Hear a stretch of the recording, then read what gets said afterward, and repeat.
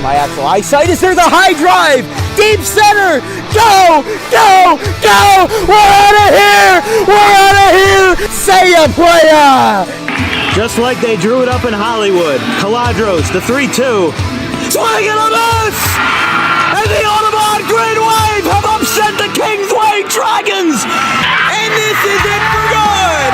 The Audubon Green Wave are back in the Final Four! A dog pile on their side! All right, ladies and gentlemen, welcome to DW Broadcasting's coverage of men's varsity. From our entire crew, we'll see you tomorrow. Have a good one, folks.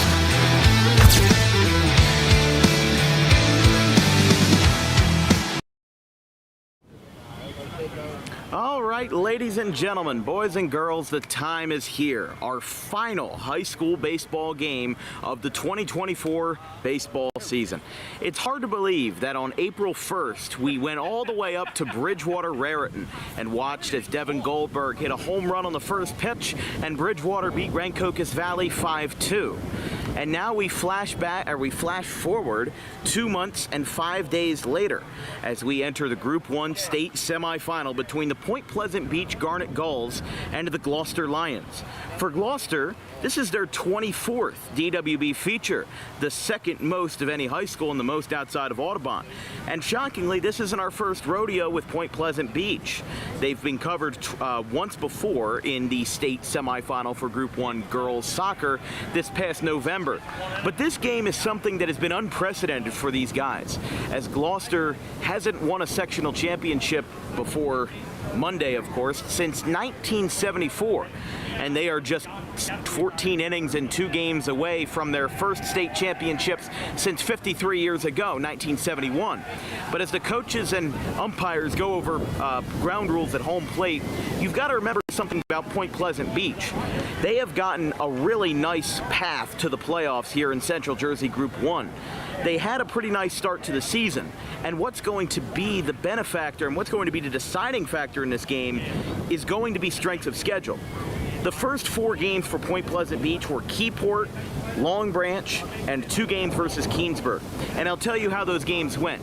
22-0, 17-0, 22-0 again, and 14-3. But this is the team that beat Toms River North, a Group 4 school, 3-2 in the first round of the Ocean County tournament, and made it all the way to the Ocean County semis, beating Donovan Catholic as a Group 1 program, and they lost to Jackson Memorial, but they held their own versus them. But they've won a lot in the regular season, and with those blips versus Jackson Memorial, versus Donovan Catholic, and versus Toms River North, it makes you ask yourself, where does the strength of schedule come into play? Gloucester's been playing in the lower division of the Colonial Conference, but they've had a couple strong out-of-conference games, but not that many.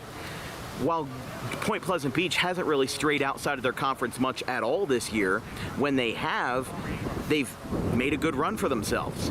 And the Ocean County tournament is probably going to be a good baseline for determining how Point Pleasant Beach will approach themselves tonight. They've got Noah Bannock, the junior pitcher for the Garnet Gulls tonight. He's got a 2.15 ERA in a hair over 40 innings, while Gloucester is bringing out their trusted Old Faithful, Russell Medler.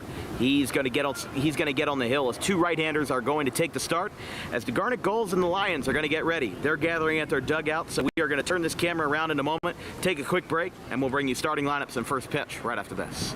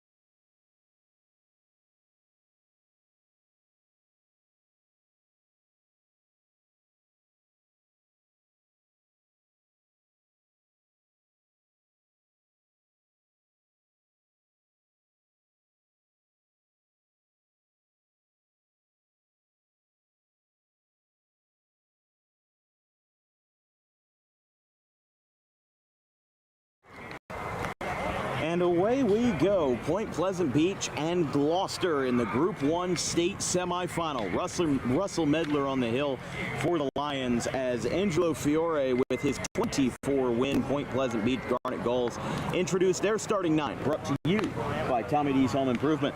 For the Garnet Gulls, you've got Tommy Conroy at the leadoff spot at first base, Antonio Acevedo at short in the 2 spot, Noah Bannock, the junior right-hander, he bats third, Nate Clayton in right bats cleanup, Danny Luback behind the plate in the 5 spot, and John Coakley at the DH in 6th. Daniel Storch is the left fielder batting 7th, Carson Pfeiffer is the third baseman batting 8th, and Brody Powers rounds out the order for the Garnet Gulls in center field. Nick Larson is that second baseman in the defensive only spot. But, you know, Gloucester is coming off of just a 48-hour rest between games, and after they walked off Woodstown to win the Group 1 final, definitely a lot on their minds. They're thinking about the fact that it's been 50 years since they've been here, and they want to do it again. They want to repeat what happened to the Gloucester basketball team in 2 years ago. I'm not talking about the losing in the state semi part, but I'm talking about the fact that they won a sectional championship for the first time in 50 years on the 50-year anniversary. And that's what happened to the Gloucester basketball team 2 years ago, and that's what happened to the Gloucester baseball team this year. These guys are hyped up. These guys are ready to go as Tommy Conroy, the first baseman for the Garnet Gulls, will step into the left-handed batter's box as Russell Medler, the junior right-hander for the Lions, will get the start. 3.56 ERA in 39 1/3 innings, 29 walks, 36 Ks for 67 on his career. As Tommy Conroy for the Point Pleasant Beach Garnet Gulls will step up as Central Jersey meets South Jersey on an overcast Wednesday afternoon here from the Jim Kelly Field. Medler is set, Conroy is set, all 9 fielders are set, and we are set. Group 1 state semifinal coming up right now. First pitch is a strike, and we're underway. The playoff atmosphere alive and well here in Gloucester, and on a good day too. Rain is threatening, but not until later tonight. 84 degrees with a heavy wind to the south. As there's a swing and a miss, and it's very quickly 0-2.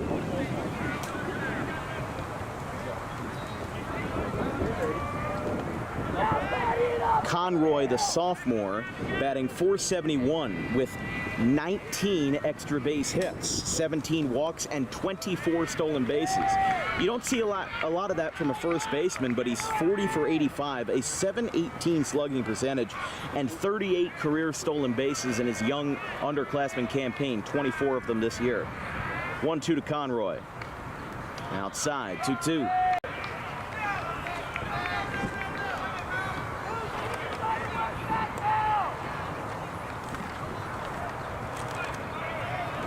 Antonio Acevedo, the shortstop, on deck for the Garnet Gulls from the right-handed batter's box. That one is high and away. So he works the count from being heavily against him at an 0-2, now to a 3-2 count. But definitely, like we said, a bit of an anomaly seeing a left-handed first baseman hitting leadoff with 38 stolen bases across 2 seasons. And that's ball 4. How about that? What a start. Talk about never say never. Gets an 0-2 count to magically go in his favor, and he gets ball 4.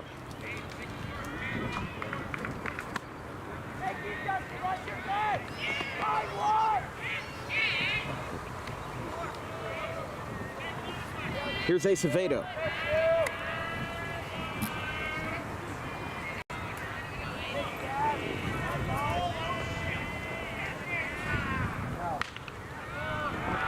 Strike called, 0-1. Acevedo, another sophomore on a very, very young Point Pleasant team. In his first varsity season, batting .405, 1 home run, which was hit relatively late in the season versus Asbury Park in an 18-0 win on May 6th. Throwback to first, not in time. 23 walks, 34 for 84. And 10 total extra base hits. 6 doubles, 3 triples.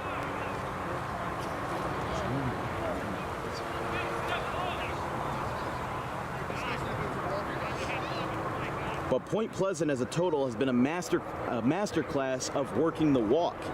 That one by Conroy was their 163rd walk of the season, as they have had many players collect a whole bunch. Acevedo with 23, Bannock with 15, Clayton with 16, Conroy with 17, Luback with 18, Powers with 15, and Storch with 18. They have 7 players in their starting lineup who have drawn 15 or more walks this season. And as we said, that one was their 163rd this year. You compare that to Gloucester, who I'm not saying is not as good in terms of plate discipline, but just by the numbers alone, they've only drawn 105 walks on the campaign.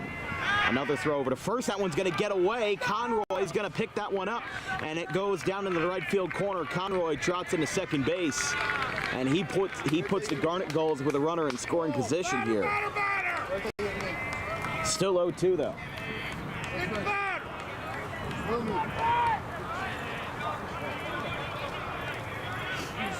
0-2 to Acevedo as the Garnet Gulls threatening with a runner on and a runner in scoring position. 0-2. Curveball down. Definitely getting those gears turning for Gloucester a little bit. You had Joey McDonald throw a whole bunch on Monday. He's out here in center field. Lineup is pretty much a carbon copy of what it was on Monday. The only difference is that with Medler moving to the mound, Gavin Zane is defense only at first base. McDonald starts the game in center field, and no sight of John Pfeffer. As it's 2-2, Medler already in trouble. Here's the pitch. 3-2. The second at-bat in a row to start off pretty favorably, 0-2, and then now a full count is upon us here with the 2-hitter Acevedo.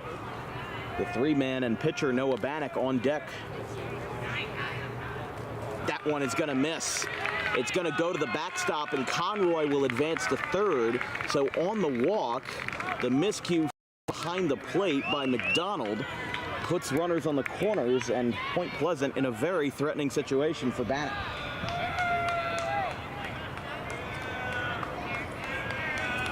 And very quickly, a meeting here with Greg Galbraith. I mean, this is not what you really want. I mean, Gloucester had a lot of trouble in terms of run support versus Woodstown, where they didn't really get the offense going until that 6th inning when Aiden Daly had the 2-run single, broke the stalemate, and then a couple of more guys scored in the 7th. But 4 of those 5 runs from Monday were all in the 6th and 7th inning. They only had 1 run and that was in the 3rd. And even that was aided by a little miscue of itself. So if Point Pleasant Beach gets started way earlier than Woodstown did 48 hours ago, it's definitely going to make your gears turn in regards to, you know, how you're going to go with the game plan here. So here is the lefty hitter Noah Bannock.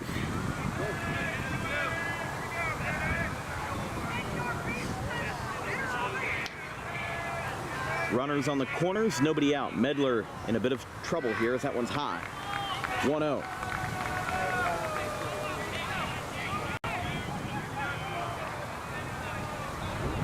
Noah Bannock, the Rutgers Newark commit.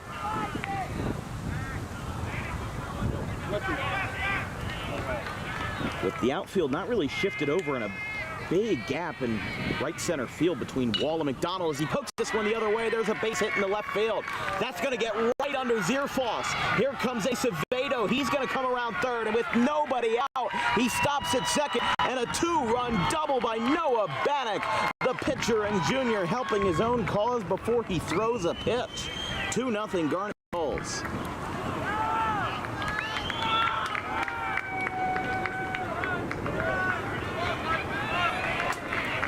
That is a rough situation there, as they're going to bring a pinch runner to second. That is Dylan Ryan, number 17. But like we said, with how Gloucester's offense has been, they're actually already warming up a lefty in the pen down the left field line. Looks like that's Jason Hall. So a bit of an interesting move here.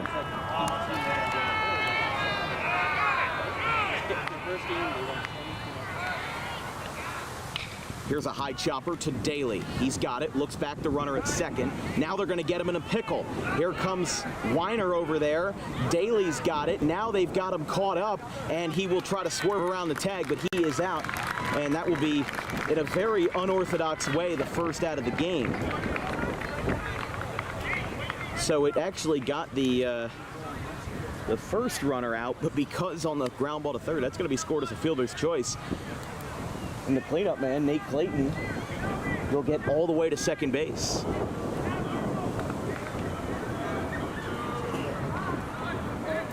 Here's Danny Luback, the catcher. The 5th hitter of the inning for Point Pleasant.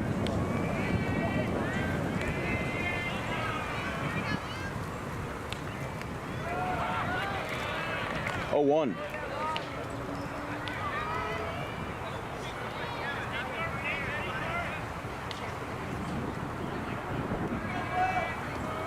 Luback, the sophomore catcher, like we said, a very young team with only 3 senior starters.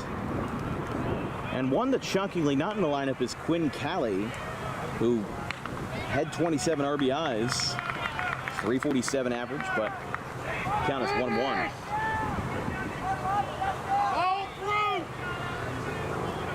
Luback, 40 for 77, a .519 average, batting .504 in his career after batting .480 as a freshman. And it's 2-1. I mean, this Point Pleasant Beach team is crazy, just in terms of how they can hit and hit and hit. The sophomore has 8 career home runs, 6 as a freshman and 2 this year. 1 versus Donovan Catholic in the Ocean County quarterfinal, and another versus Donovan Catholic back in late May. That's low, 3-1. Just Gloucester can't catch a break here. And you hope that the offense, if you're a Gloucester fan, you hope that they can make up for that in the bottom half of the first. But with the carbon copy of the lineup from Monday,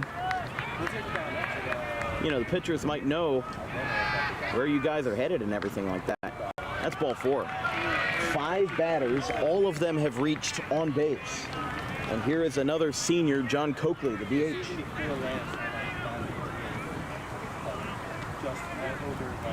And the way it is, 2 runners on and only 1 out.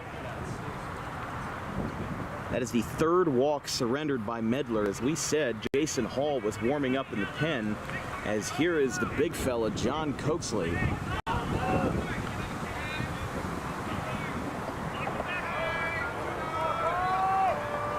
Excuse me, Coakley, the 6'6" senior left-hander. Ball 1. Coakley, 45 for 125 in his career, 1 home run, which was as a sophomore back in 2022. This year, 23 for 66, a 348 average, and 19 RBIs.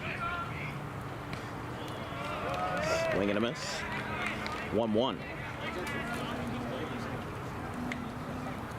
But a great crowd on hand, just filling up by the minute here.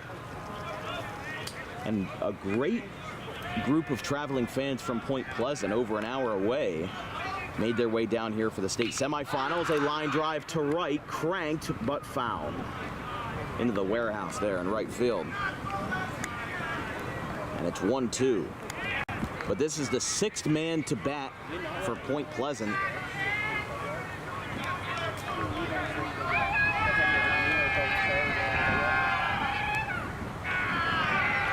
Two and 2.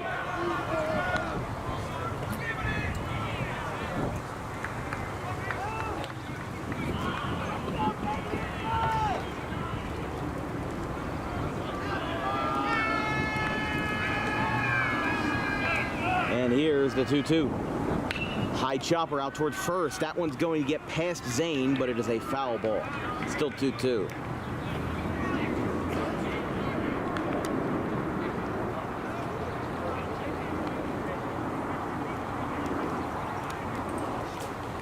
On deck for the Garnet Gulls is Daniel Storch, the left fielder.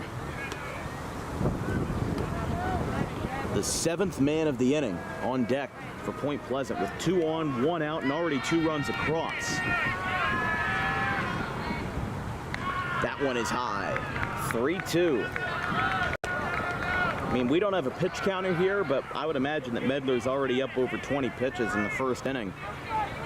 And when you're facing a pitcher like Bannock, whose longest appearance of the year was 4 1/3 innings, can't really have that kind of leniency. There's a high chopper. That one's going to go to first base, trapped by Zane. He'll take it to the bag himself as he slides. He is safe at first base. He slid feet first, and he got in there in the nick of time, and the bases are loaded. Wow. I thought that might have beaten him by a step, but they disagree. And now Greg Galbraith is coming out, which means that Russell Medler is done. 6 batters, 1 out, and 2 runs allowed, as Gloucester has the bases loaded for Storch. As we'll take a DWB pitching change break here in the actually in the top of the first inning. Still just getting started here from Gloucester. We'll be right back.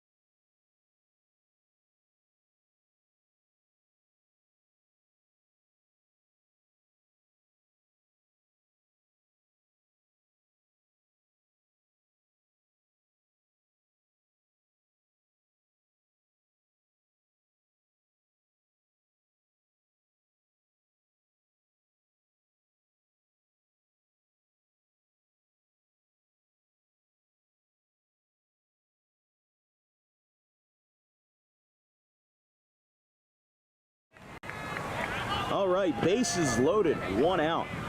As the 7th man of the order, Daniel Storch, the left fielder, is up for Point Pleasant Beach in a shocking first inning as the Garnet Gulls have exploded for 2 runs, and they're going to get a couple more. As here's a base hit in the center field. McDonald's got it on a hop. He fires to second base. He's safe there, and it's an RBI single by Storch on the first pitch, and it is 3-0 Garnet Gulls, and the bases are still loaded for Carson Pfeiffer. We were just about to mention the new pitcher is Gavin Weiner. 5 2/3 innings this year, but he has over 100 in his Gloucester career.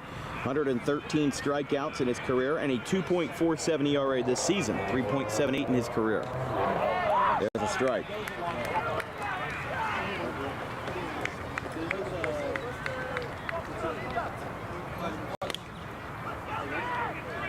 Carson Pfeiffer, the freshman, takes time as it's 0-1.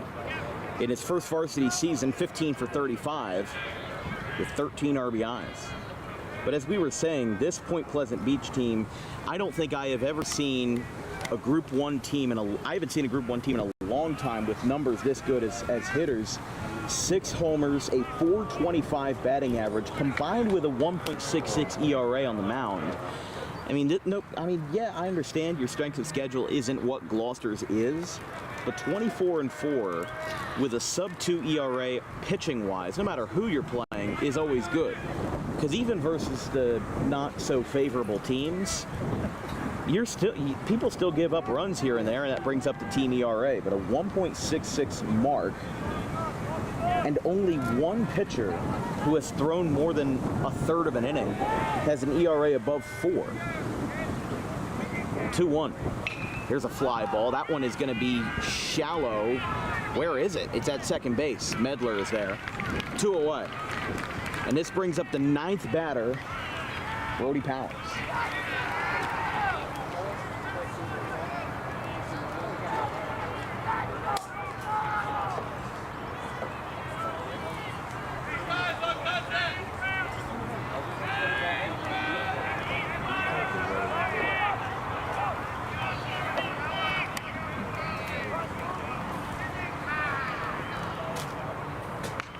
Curveball pops right in there.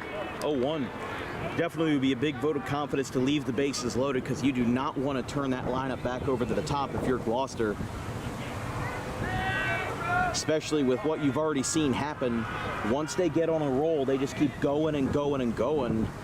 And Gloucester's going to have to take some of that energy and kind of repurpose it into some of their own. That one's going to skip away. Runner's going to break for the plate. He can't find it, and he will score. Everybody's going to move up 90 feet. Storch goes down to second, and a 4th run comes across for the Garnet Gulls. On just 2 hits, mind you.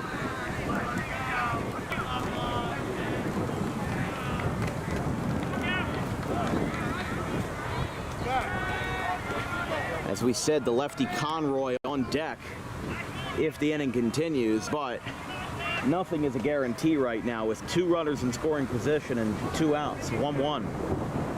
That one is tagged out towards straightaway right. Wall is going over and in. He makes the catch, side retired. But Point Pleasant Beach with an inning of a lifetime. They score 4 while bringing 9 to the plate. But Gloucester's got some work to do in the bottom of the 1st inning. We've got their first at-bats coming up.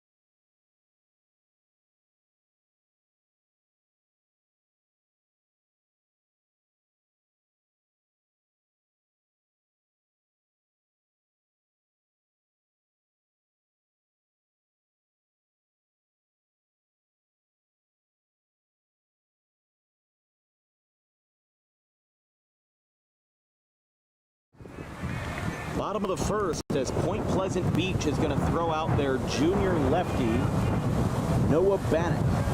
As we said, he's not exactly the kind for complete game shutouts, but what he does the trick.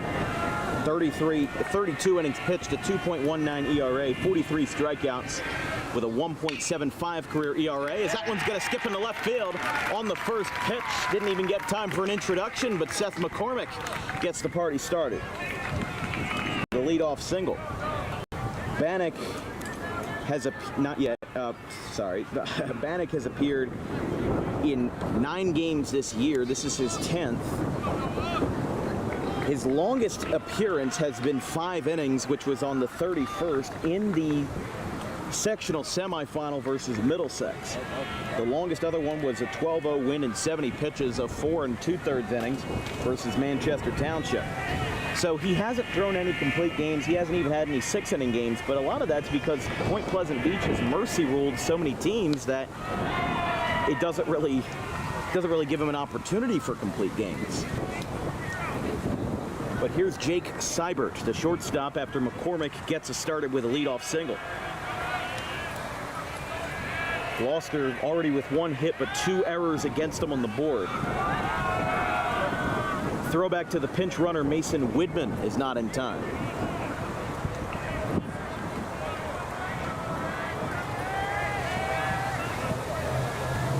Seibert, the shortstop, is going to foul this one back, 1-1. Seibert, the senior, 23 for 91, a 253 average.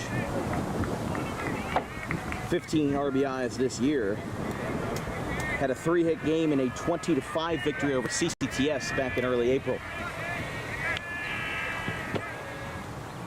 Beautiful sweeper, and that gets in there for a 1-2 now. Funny, they call themselves the Garnet Gulls, but those jerseys are bright red. They remind me a lot of Haddon Township's old threads that they wore when they still incorporated gray into their jerseys before they got the pinstripes this year. They look quite nice, they're just not Garnet. Wow, that's 2-2. Not sure if I agree with that one, but I don't make the decisions here. It's 2-2. Seibert, he'll be followed up by the then pitcher, now second baseman, Russell Medler. Here comes a pitch high, throw down, it's gonna beat him by a mile, and an aggressive send, he's out. Yucks. Why would you steal it? I was asking the exact same question. I don't know why they would send him. I guess you want to get aggressive, but I don't know about that aggressive. I don't know if I agree with that one.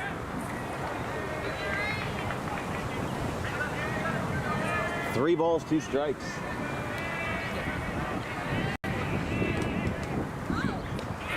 He got him. Strike 3. And there's 2 down as Medler will bat now. But after getting a single on the first pitch, you know, we've got Gavin Van Rel here, our wonderful analyst, volunteering his time tonight. Just not a good start that would have, not a good start for Gloucester. It's an extreme momentum killer. You get the leadoff hit on the first pitch, and the decision with only 1 out to steal or 0 outs to steal. It's very interesting, and it really can kill your momentum as a team. You let up 4 runs in the first inning, and now you're trying to claw your way back, bottom of the first. That is definitely a tough pill to swallow for Gloucester, as now they're quickly with 2 outs and no men on base. Especially after giving up 4 in the top half, you got 9 batters to come around off of Medler and off of Weiner as a fly ball down the right field line is going to take care of business in the first inning. So Gloucester allows 4. They got a leadoff base hit, but the momentum stalls there. The catch is made and right by the cleanup man, Clayton. We've got 1, 2, and 3 for the Garnet Gulls in the top of the second. 4-0. We'll be right back.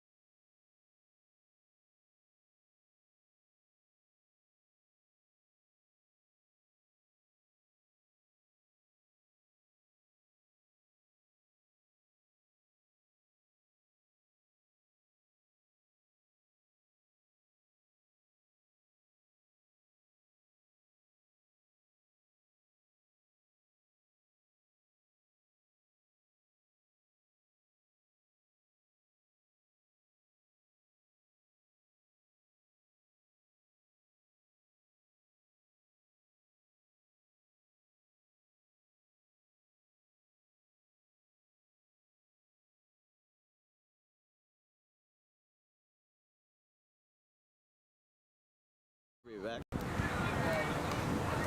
Top of the second inning, this brought to you by Harper Driving School. Over 95% of students who take the Harper Road Test pass on their first try. So if you like those odds, book an appointment today at Suite 4 of the Total Turf Complex in Pittman, right next to Lambs Road.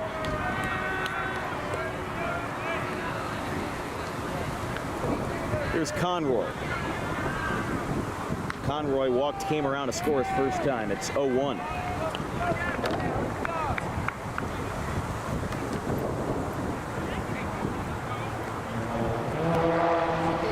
Right off of 130 here in Gloucester City at Jim Kelly Field. If you didn't see earlier today, we posted the 43-team bracket for the first ever DWB MLB The Show tournament. Teams from 22 different high schools and universities here in South Jersey are getting representation. There's 22 teams that are playing in a play-in first round, and there's 21 that have a first round bye. There's going to be another one later this summer with regular major league teams. As a fly ball down the left field line goes out of play into the trees. But this one's Diamond Dynasty. Should be a really fun one. As we said, you can check out our Instagram at DW Broadcasting for more information. Represent your favorite team. We've even got a couple Gloucester guys in here and guys from a whole bunch of different conferences coming together and making a fun tournament. 1-2. That one is well outside. 2-2. But the first inning was darn near historic for Point Pleasant Beach. They gathered a grand total of 4 walks. They took advantage of 2 Gloucester errors and scored 4. Had a 2-run double by the pitcher Bannock and another RBI off the bat of Storch, as that one's 3-2.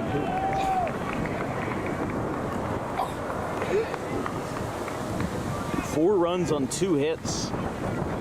But Gloucester's pitching just does not seem to have the same strength that they did on Monday versus Woodstown, as a sharp grounder played perfectly by Russell Medler. Throw to first is in time, 1 away.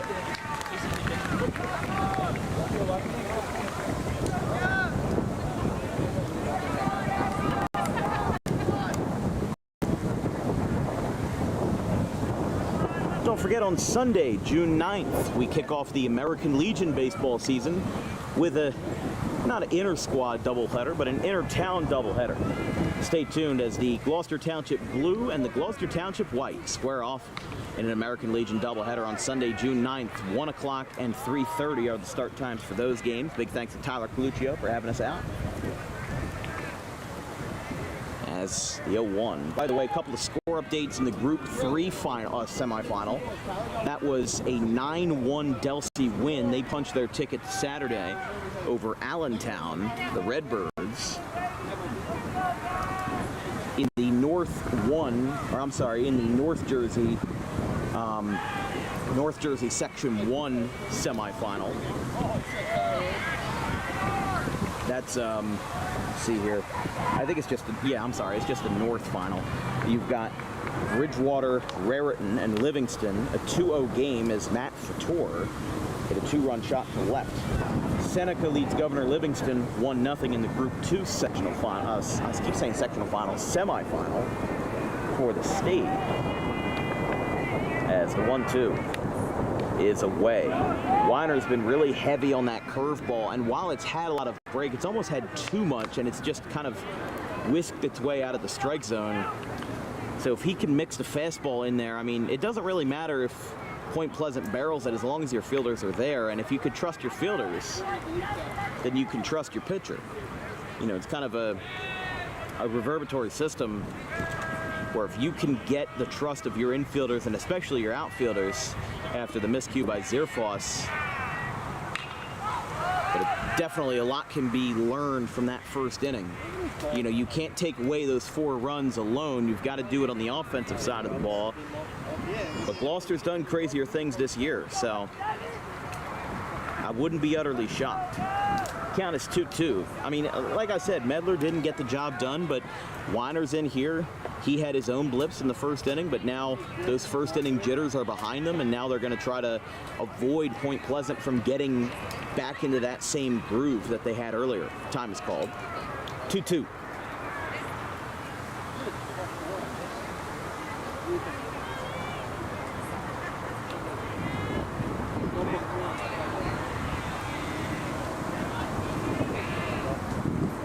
That one is rocketed into left field, down into the corner, and foul. Still 2-2. It's where Seth McCormick hit one on senior day last year for his first high school home run.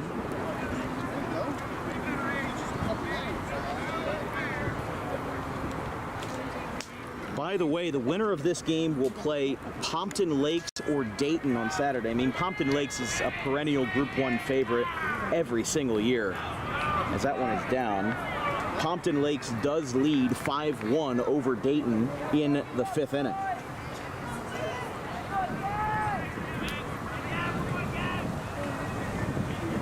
Our good friend Matt Bove is over there.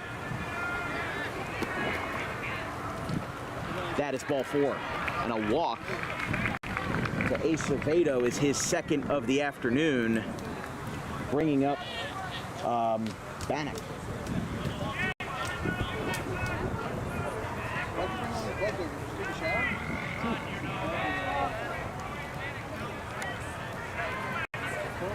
Four 0 Point Pleasant here in the top of the second as they've gotten off to an incredibly hot start.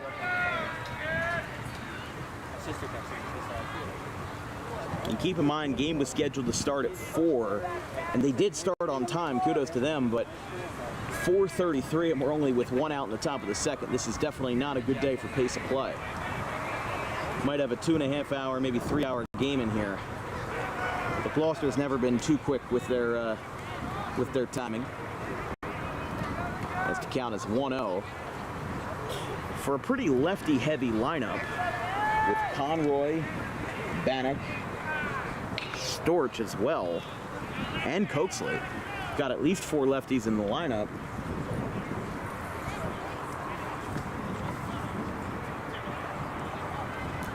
But with a runner on and 1 away, these guys are going to try to keep that momentum going, but this game has just come to a screeching halt. Just in terms of the pace. Same thing we saw last night with the Rough Riders and CHBR. One team got going and then they just never let off the gas. 1 ball, 1 strike, throw down to first, not in time.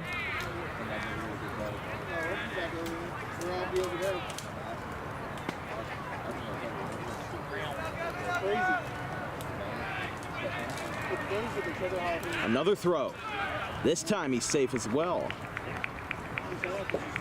Remember, there's no disengagement limit rule. So these guys can throw over 20 times if they want.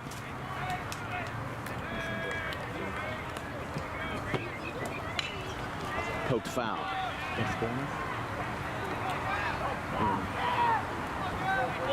By the way, in the Group 4 semifinal, Eastern leads Jackson Memorial 5-2 in the 5th. So there you have it. I mean, Group 2 is underway. Group 1 is going on right now in front of your very eyes. And the 1-2 from Weiner. He pokes this one into the gap in right center. McDonald makes the catch right in front of us. Great play out there by the center fielder, ranging to his right. And there is 2 away.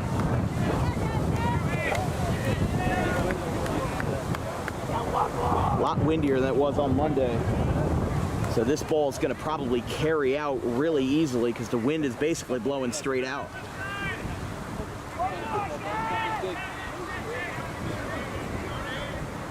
Here's Nate Clayton, the right fielder. Another throwback to first. Also safe.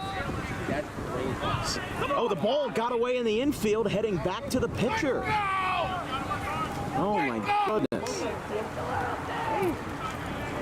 This has been a 180-degree turnaround from Gloucester from Monday into today. As here comes the throw down to second base, he's going to be out by a mile, and the inning ends. Medler looks back at second, and I think he's trying to say something, but the inning is over. We go to the bottom half of the second inning as Pleasant is retired on a stolen base attempt. Garnet Gulls still lead 4-0.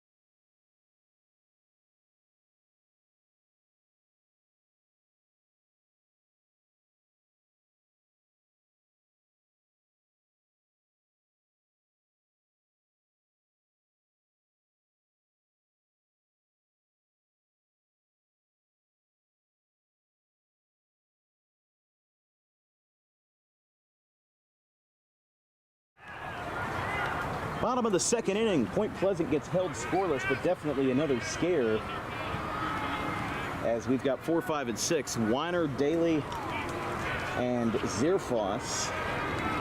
You're watching coverage of the Group 1 semifinal here on Dan Wilkins Broadcasting. If you have any questions or comments about today's broadcast, please drop me a line at thedanwilkinsshow@gmail.com. We also have a Venmo at DW Broadcasting, no spaces, no hyphens. I'm an 18-year-old high school student. I graduate next Friday from Audubon High School, and I do this mostly for fun, but I want to do this when I'm older. I'm going to RCSJ to pursue this and a radio, television, and film degree. So if you want to help out, it goes towards my college fund and goes towards my equipment expenses. That's our Venmo there at DW Broadcasting. All help is incredibly appreciated. Thank you all very much. Count is 1-1 to Gavin Weiner, who started out the game at second base, but very quickly was thrust into action.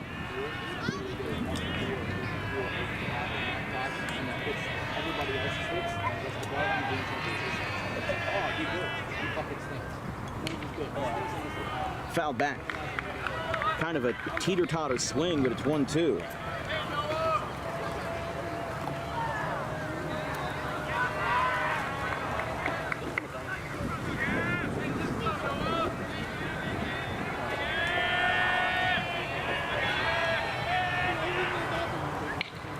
Grounder out to third, high chop, and throw to first is in time, one away. So 5-3 for Weiner. And that's 4 up, 4 down, still facing a minimum here.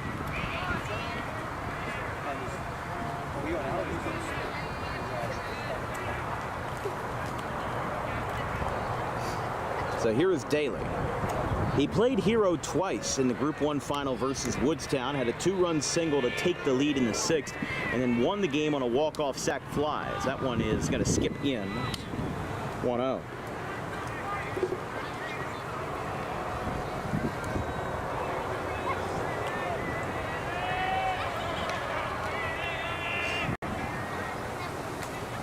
One ball, no strikes to Daly with the bases empty and 1 away.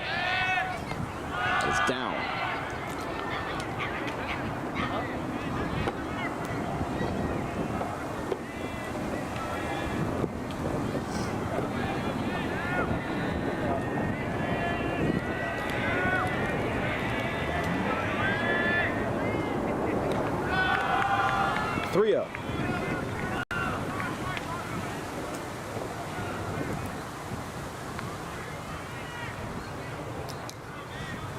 3 balls, no strikes. With the count in Daly's favor. And that is a 4-pitch walk. So Daly is the second base runner to reach for Gloucester, and maybe those free passes, if they can get Bannock to break down in terms of the strikes. I mean, there's really no better way to put it. If you have good plate discipline, and if the plate discipline is given to you, if he doesn't throw strikes, then you're going to be in a good position. You don't need to hit the ball 400 feet to win games if your pitcher doesn't throw strikes. The lefty Jason Hall, I'm sorry, that is not Jason Hall in the pen, that is Gavin Zane, the right-hander. He is up and warming.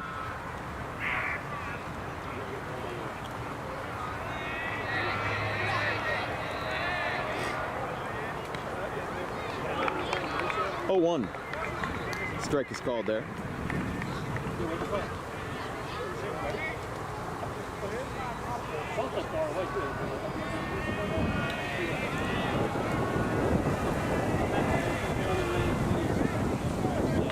Little chopper out in front of the mound. Bannock's got it. He spins and fires the first. It's in time. And there's 2 away. It advances Daly down to second base. 2 outs.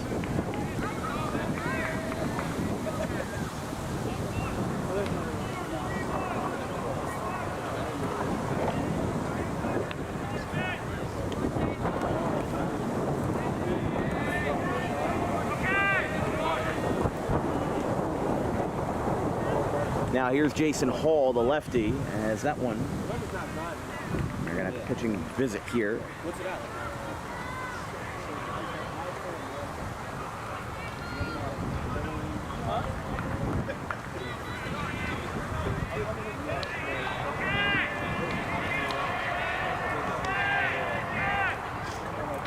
Big sweeper there from the lefty, and it's 1-0. I mean, that's a very, very good sweeper, especially for Group 1 standards. You know, it has a lot of break to it. It almost broke too much. Kind of like with Weiner's curveball. It starts in but runs so far out that by the time, the braking action starts too early. That's the thing. If you have some late break, you can do a lot more damage, especially with a lot of swings and misses. But that kind of sweeper, it's good in theory, but in practice, it doesn't have the same zing to it. Another one down there, and it's 2-1. Again, that one had more vertical break to it, but it still had that same sweeping action. But again, it just as soon as it gets out of his hand, it starts to break. And then it drops too much, or it moves too far to the side, and the batter doesn't swing. Lefty-lefty matchup here with Hall. That one is down, 3-1.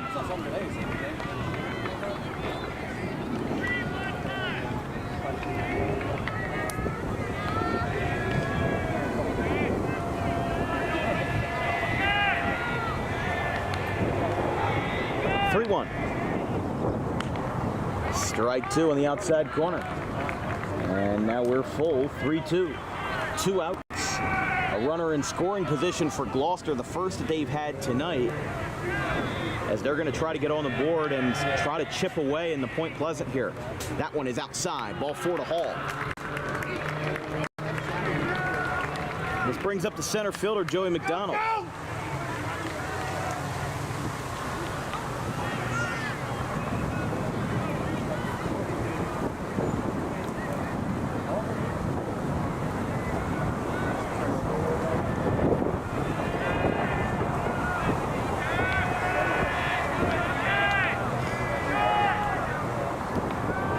Way high, 1-0. But this is what Gloucester's been hoping for. You hoped that you were able to crack Bannock a little bit and prevent him from getting in a groove. Because if his mindset is getting him in a groove, then you have really nothing more than a prayer. It's a 1-0. It's a breaking ball, chopped. That's going to go into left field, and Gloucester might get a run here. It's chopped. Now here comes the throw to the plate, and he will score. Daly scores on an RBI single by the 8-hitter Joey McDonald, and it's 4-1. So a very late 2-out rally, but it does the trick, and Gloucester gets the goose egg erased, and it's 4-1. As the pitching coach Josh Yates coming out here for Point Pleasant. In a very mundane series of events, 2 walks. He cracks one in the left for a base hit. A 2-out rally for the Lions. They've given the Garnet Gulls a little bit to be worried about.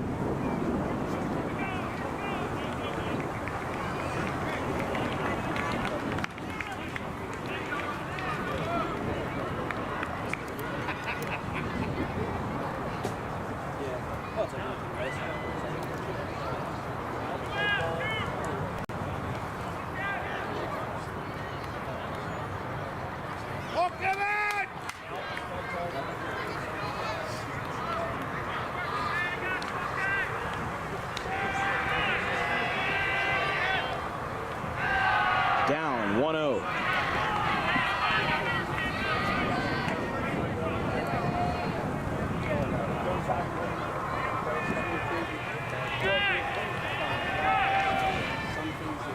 Swing and a miss by Kevin Wall, and it's 1-1. Wall, the 4-year athlete for Gloucester in the baseball program, and obviously just a very nice guy all around, and a 3-sport athlete playing boys soccer and basketball. And while he's not a starter for basketball, he certainly has a good impact on both the soccer and baseball teams, as that one is going to be a safe call on McDonald.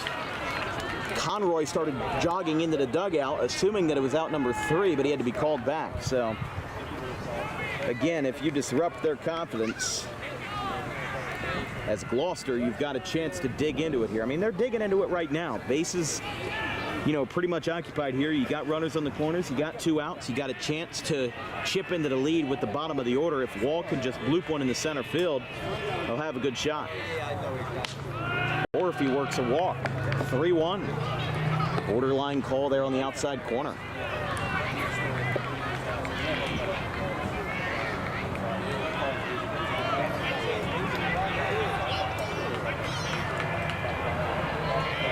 To Wall, and Wall swings and misses a fastball almost directly down the plate, but he whiffs on it. He was a little late. McCormick on deck.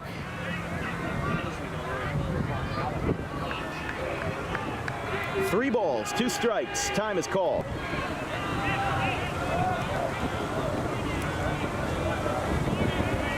As we said, McCormick on deck, who has done a lot of damage with the bat this year.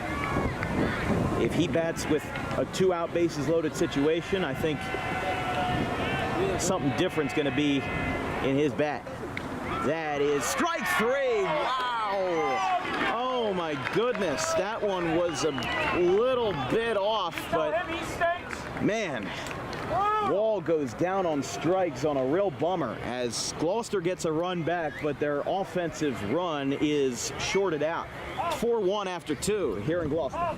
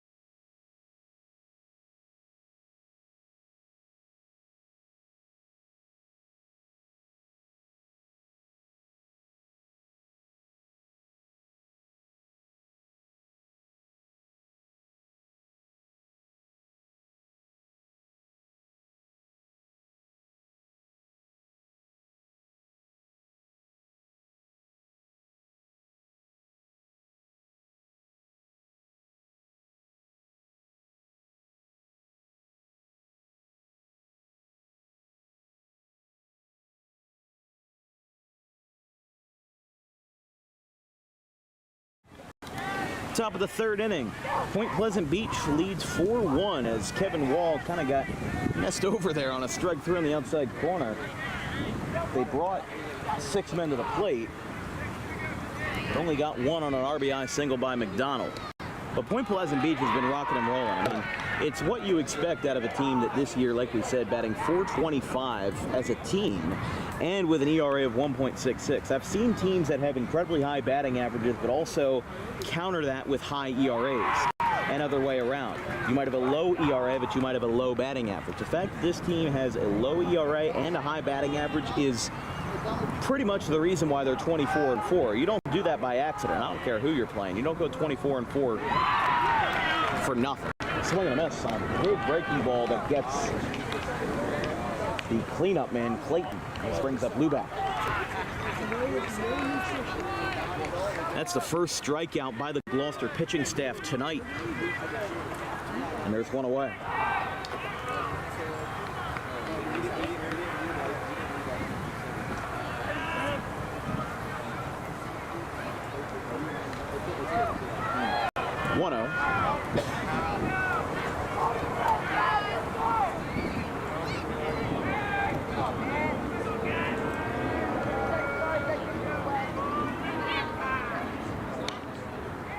Strike called, 1-1. I mean, should be consistent. Yeah, at least it's both ways, if anything. Putting out your driver. Little foul ball. I mean, I've had, I have a lot of personal connections with umpires, and I don't want it to come off the right way, but I have utmost respect for all the umpires that cover South Jersey baseball, because guess what? If even 2 or 3% of them decide to quit the job, you'll have about 50 teams that don't have a varsity schedule because they end up not having umpires. McDonald didn't like that call either, as it's 2-2.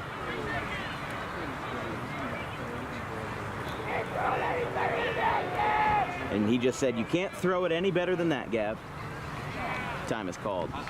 But this game is not exactly moving at the pace that people want it to, especially with rain possibly on the way.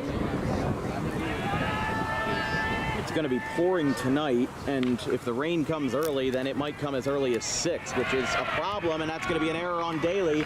The third error by a Gloucester player tonight, and it's just the third inning.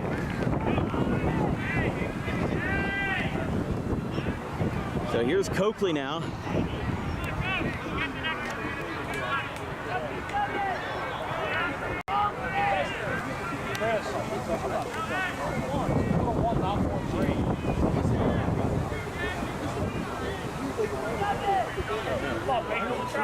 It's doing that thing again.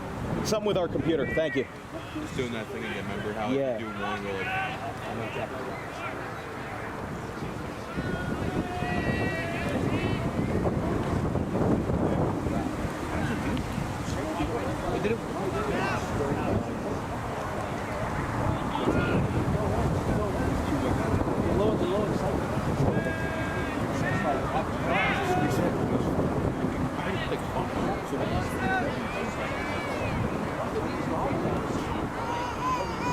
One ball, no strikes.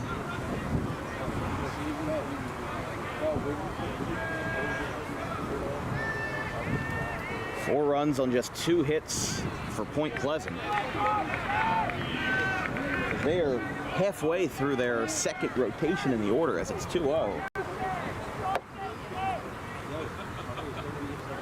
And that's the thing, is that with 3 Gloucester errors,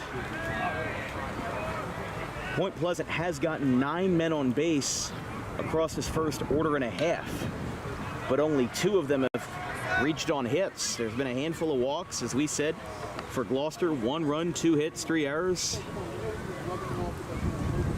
Just a rough situation for these guys.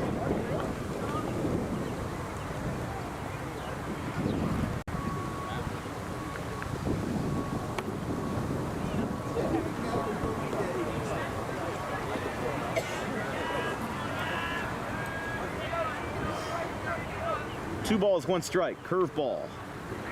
Misses high. 3-1. By the way, Jackson Memorial has tied the game with Eastern 5-5. A balk scored the tying run on a throw down to third. 3-1. This one is hit well, but no, it's going to stay in the park. McDonald is there. 2 down. And if they can limit Point Pleasant here, and if they can get themselves in the situation where, you know, maybe you're getting 1 runner on, maybe you're getting 2 runners on, but you're not letting them score, that's kind of the only thing that can make up for what's been going on defense, because you don't need a rocket scientist to tell you that the defense hasn't been great for Gloucester. 3 errors in 2 2/3 innings is really nothing to write home about. As a line drive, that one is foul off of the dugout, and it rolls back into play. 0-1.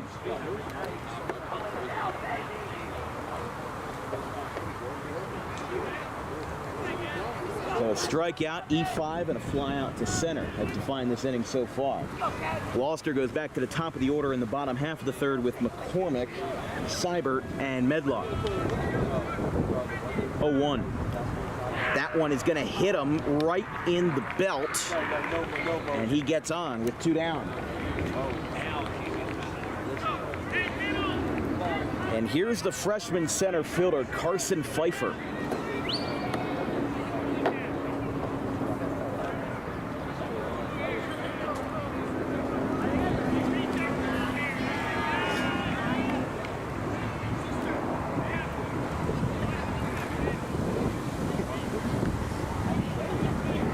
First pitch to the freshman Pfeiffer is down.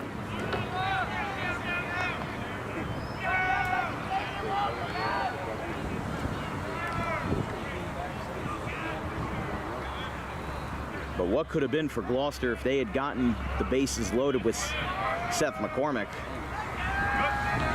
I mean, that guy thrives in 2-out situations, as it's very quickly 2-0. These guys are just struggling with control. I mean, you didn't really have that problem with McDonald last night, on a Monday night, but that was a must-win game. I mean, every game in the playoffs, no crap, it's must-win. I mean, I know it sounds like we're stating the obvious here, but it's the same issue that got Audubon eliminated this year. They were thinking in the future.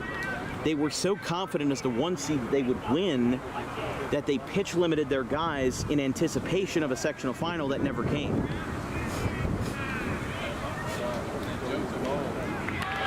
And I saw that firsthand. Count is 2-2. I mean, you can't throw somebody for 60 pitches and say, oh, we'll just throw them in the final. You have to get there first. And I feel like Gloucester right now, it's not their fault, but now that they've thrown the best of their guys on Monday, now they're having to deal with what they've got, and you kind of have to face the music. Joey, when you go in, tell that up, he stinks. 3-2 with 2 outs, 2 runners on. 1, 2, and 3 up for Gloucester in the bottom half of the 3rd, but Point Pleasant with a runner on, trying to get their lead extended for the first time since their offensive outburst in the 1st. 3 balls, 2 strikes. Here's a ground ball out to 3rd. It's going to go over the glove of Daly in the left field. Zierfoss has got it. He's got to throw to the plate. It'll be cut off. Now they're going to throw behind at 2nd. He is safe. RBI single by the Gulls makes it 5.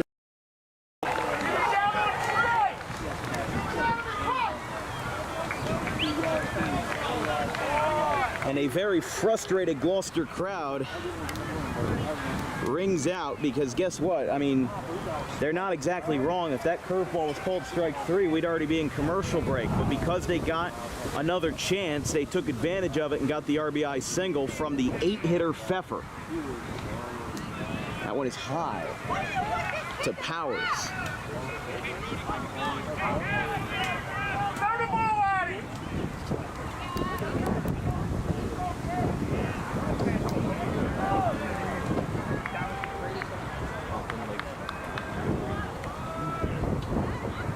That one is high. By the way, in the other Group 1 semifinal, Pompton Lakes leads Dayton 5-3. That game is currently in a rain delay because North Jersey's top of the 7th. Oof. So it's an official game, but you don't want it to end that way. 2-0 from McDonald. It's a hot shot. That is a fair ball, left field line. It gets past Daly. It's going to go past Zierfoss. It's going to go all the way to the left field side. The 300 spot and left. The 9-hitter is going to have a 2-run double as the ball trickles into the infield. 2-run double off the bat of Brock Powers, and it is 7-1 on just their 4th hit of the night. As Galbraith on the top step brings us back to Conroy. You still stink!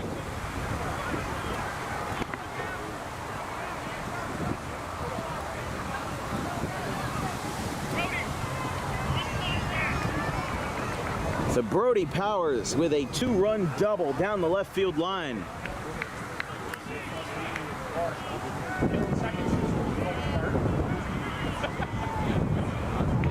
As Conroy comes up with 2 outs.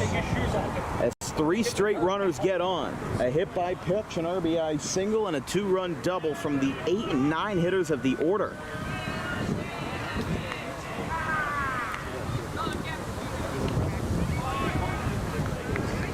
Conroy takes a strike, 0-1.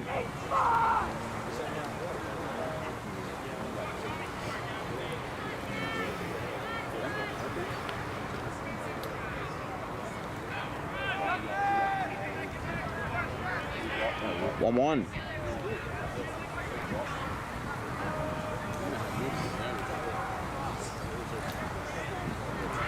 By the way, in the Group 3 North semifinal, Morris Knowles leads Randolph 2-0. That's the team that got the Virginia commit, Luke Dickerson, who is 1 home run away from tying Mike Trout's single-season home run record. I believe the number's 19 that he's got to break. He's got 17 homers this year. Trout had 18 in 2009 as a senior at Millville.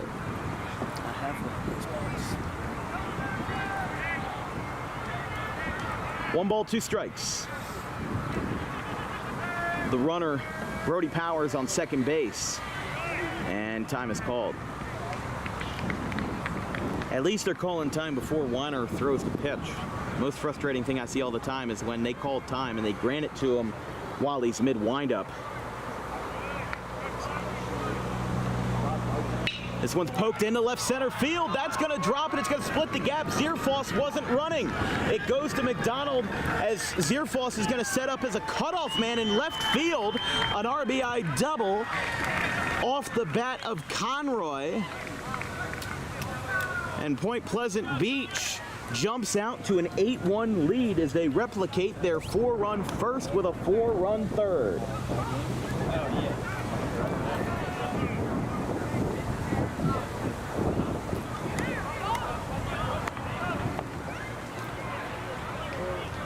You can hear some turmoil from the infield of Gloucester as fly ball.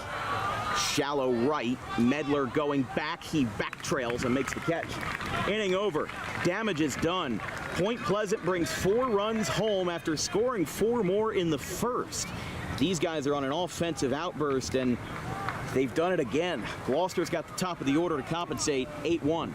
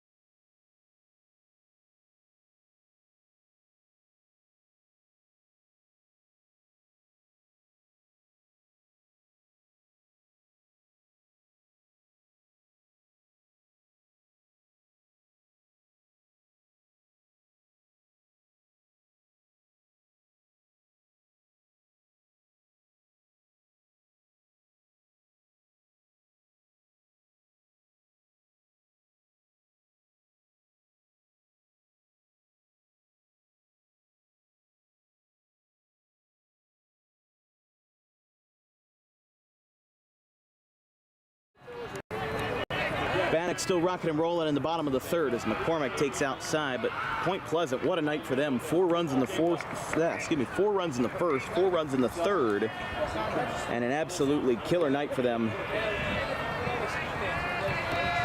1-0. This one is floated, but it's more than floated out to left, and it is long gone. Seth McCormick. He rockets one out to left for his 7th home run in his career, his 6th of the season. And while it doesn't do much right now, it will at least get the party started as he bangs one out to left deep into the JV baseball field. It's 8-2.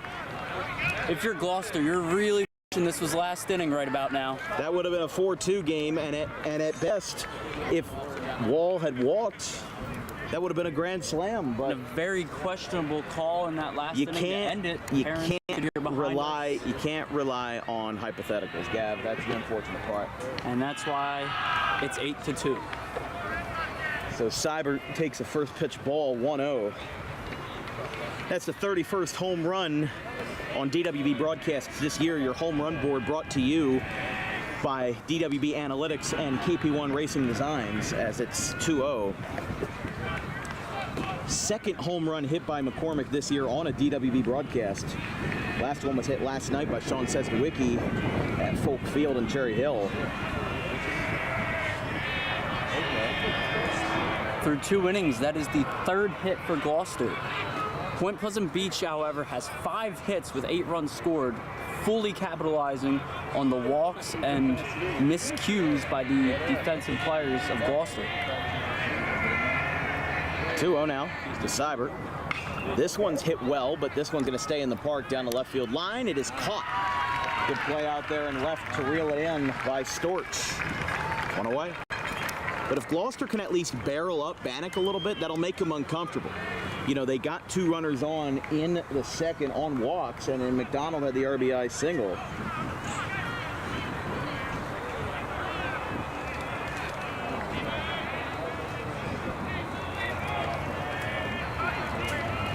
So here's Medlar now with 1 away, base is empty. That one is fired low. Well, our freshman year.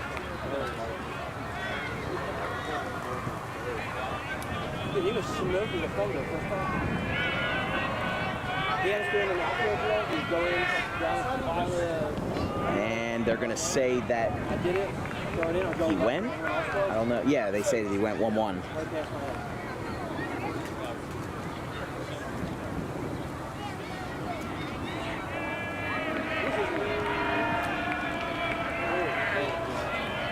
So McCormick's solo homer, like we said, his 6th of the year. Swing and a miss there by Medlar.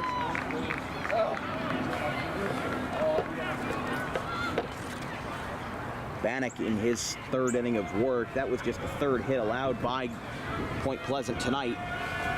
So these guys have been really efficient so far, trying to hold on to that there. So swing and a miss. Bannock gets another strikeout, his 3rd of the night, 2 away. And Weiner now at the dish. I mean, McCormick's got the most raw power. He's kind of been given the Kyle Schwarber approach, where they bat him leadoff, he'll tank one out. Especially in a relatively hitter-friendly park, 300 down the left and right field lines and only 360 to center. So yes, a relatively hitter-friendly stadium, but McCormick will hit it out no matter where you put him. In the Group 2 semifinal, Governor Livingston leads Seneca 5-1. By the way, 7-5 Eastern last we checked in the Group 4 semifinal over Jackson Memorial. 1-1. And outside, 2-1. Like we said, the winner of this game will play either Pompton Lakes or Dayton. That game is, last we checked, still in a rain delay, 5-3 in the top of the 7th. It's North Jersey's getting hit pretty hard with a rain cell right now. Weiner swings and misses, and it's 2-2. You don't want that homer to be the only highlight of your inning for Gloucester. You know, they're already down by 6. You just need to string together a couple of singles, and you'll get these guys on the edge. You'll be able to break them a little bit. Outside, 3-2. But Aiden Daly, who walked in his first at-bat pretty easily, is on deck. As the number 5 hitter for Gloucester.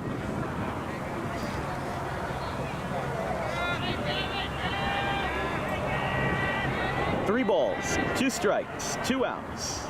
And this one is lined in towards left center field. That's going to get over his head, and it will one-hop over the fence for a ground rule double. So Weiner gives that one a ride into the left center field gap, and he's got himself a half a homer with a free 2-bagger.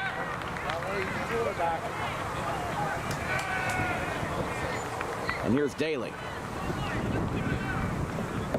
First plate appearance ended in a 5-pitch walk.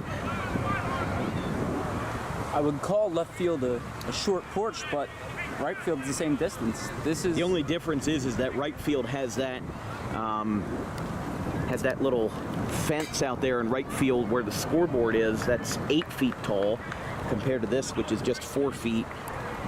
I believe this is the most hitter-friendly ballpark in South Jersey Group 1. Woodstown by a mile. I was going to say Woodstown, and you could argue Pittman as well.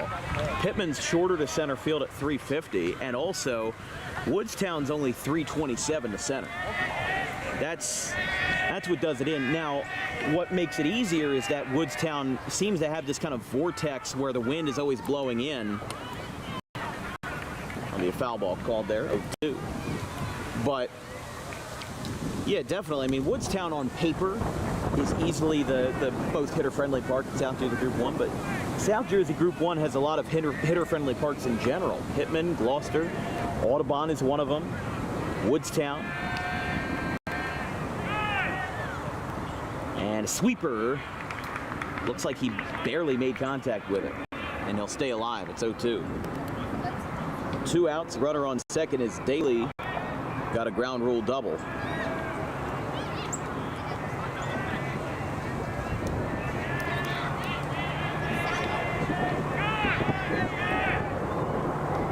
That is going to skip, and Weiner gets to third unopposed.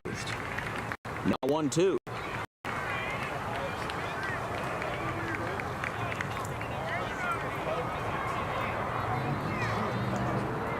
If you're just joining us, Gloucester started off the third with a bang, a solo home run to left off the bat of McCormick.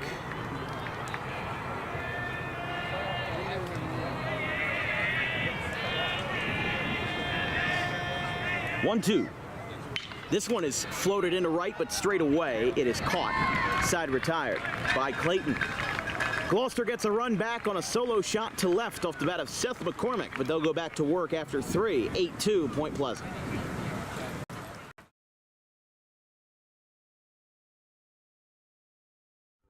Garden State Pet Center is an independently owned full-service pet store. Our specialty is promoting companionship between people and animals by providing the healthiest product choices available, including all-natural foods, supplements that support and relieve health issues, and innovative products for pet parents. Our goal is to provide our customers with a relaxing environment, and while we're not striving to be the biggest store on the East Coast, we're striving to be the best. No other pet store will make you feel at home like we do. At Garden State Pet Center, we view pets as members of the family. We don't believe in fast, high-pressure sales, but instead matching up the right pet with the right owners, as you are making a lifelong commitment. Together with our team members, we would like your visit to our store to be both enjoyable and educational. Simply drop in and take a look around. View the birds, reptiles, small animals, toys, food, cages, and miscellaneous items. Learn of the services we have to offer and decide for yourself if this is the store you'd like to call your home away from home. Victor Santucci, owner of Garden State Pet Center. Visit us today at 226 South Whitehorse Pike in Audubon, New Jersey. We're open 7 days a week for all of your pets' needs.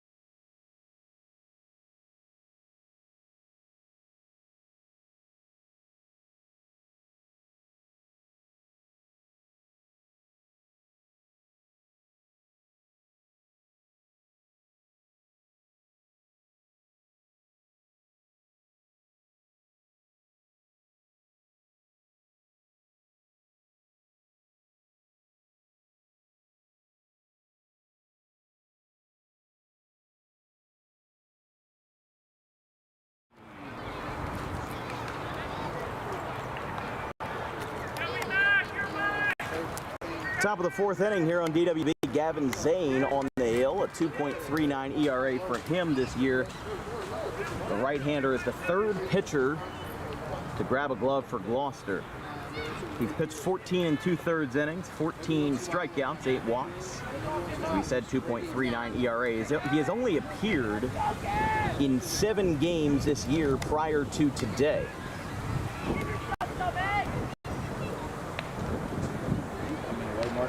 As here is Bannock, the only batter not to bat in the third as a part of that 4-run, 8-batter barrage for Point Pleasant Beach. First pitch, or excuse me, 1-0 is outside. Straight through!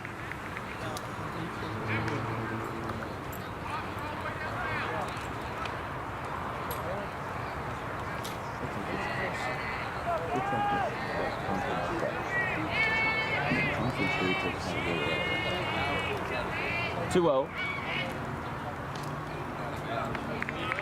Rio now.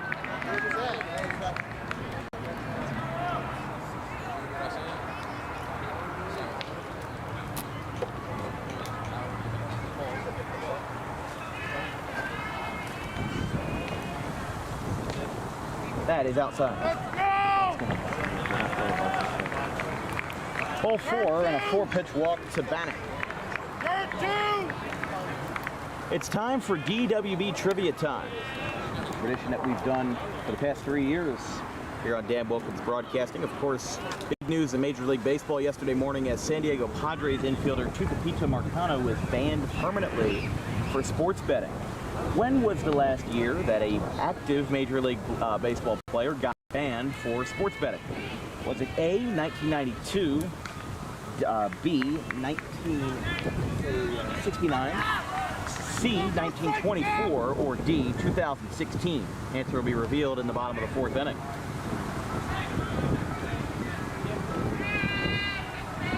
One-0. Strike one.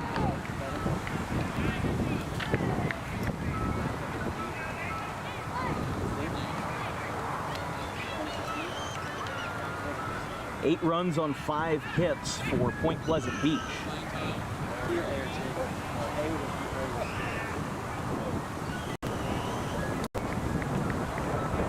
Two-one.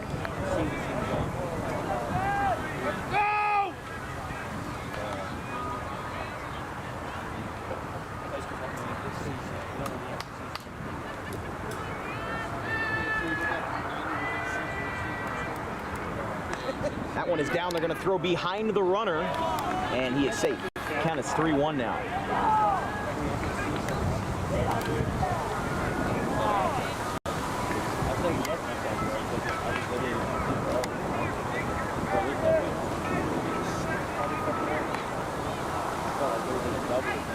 There's 2 arms warming up in the Gloucester bullpen right now. Actually, I'm sorry.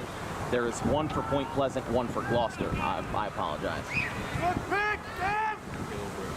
Yeah, Caleb Wright for Gloucester is warming up there. Looks like a right-hander. No, there is 2 Gloucester arms warming up. They've got 3 guys throwing. 2 for Gloucester, 1 for Point Pleasant.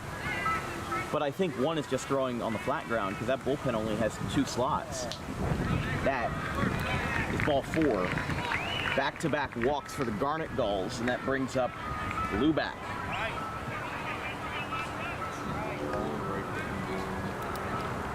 Yeah, so Jason Hall, the lefty, is getting warm for Gloucester, along with Caleb Wright. And then there is number 2, which is Liam Dolan for the Garnet Gulls.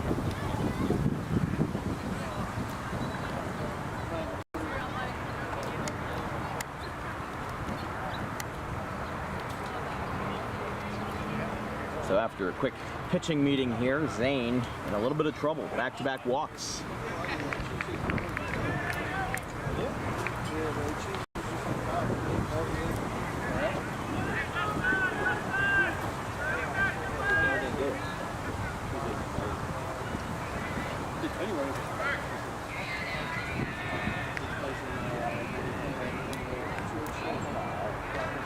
First pitch from Zane as he looks to avoid another walk. It's going to be a swing and a miss on the first one. 0-1. By the way, in the sectional finals, if you're wondering how everybody got here, Woodstown lost to Gloucester 5-4. Point Pleasant Beach shut out Shore Regional 6-0. Pompton Lakes shut out Pecanic 5-0. And Dayton shut out Greerley 4-0. So 3 of the 4 sectional finals from Group 1 were shutouts. The only one that wasn't was South Jersey, with Woodstown and Gloucester being a back-and-forth affair. But a pop-up to third is 1 away for Coakley.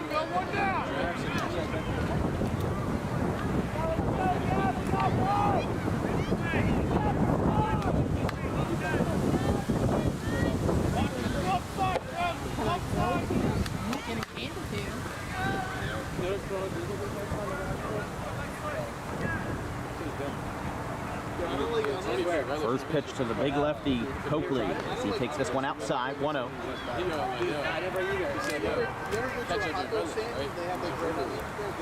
Morris, Knowles, and Randolph has entered a rain delay, and actually it was only a 15-minute one because Luke Dickerson has just tied the home run record in the state of New Jersey, set by Mike Trout. His 18th home run of the season. It's a now 3-way tie for the record, tied with Mike Trout and Ashton Bardell.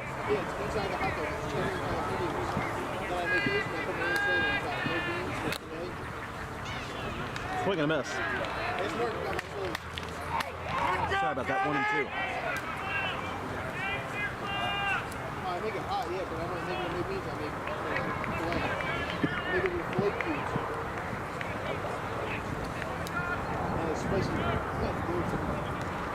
1 ball, 2 strikes from Zane. And a high chopper. That one's going to go into right field. A base hit for Coakley. Wall rebounds on the bare hand. The throw to the plate is not in time. And an RBI single for Coakley brings Point Pleasant 1 step closer. It's 9-2. See you later, Douglas.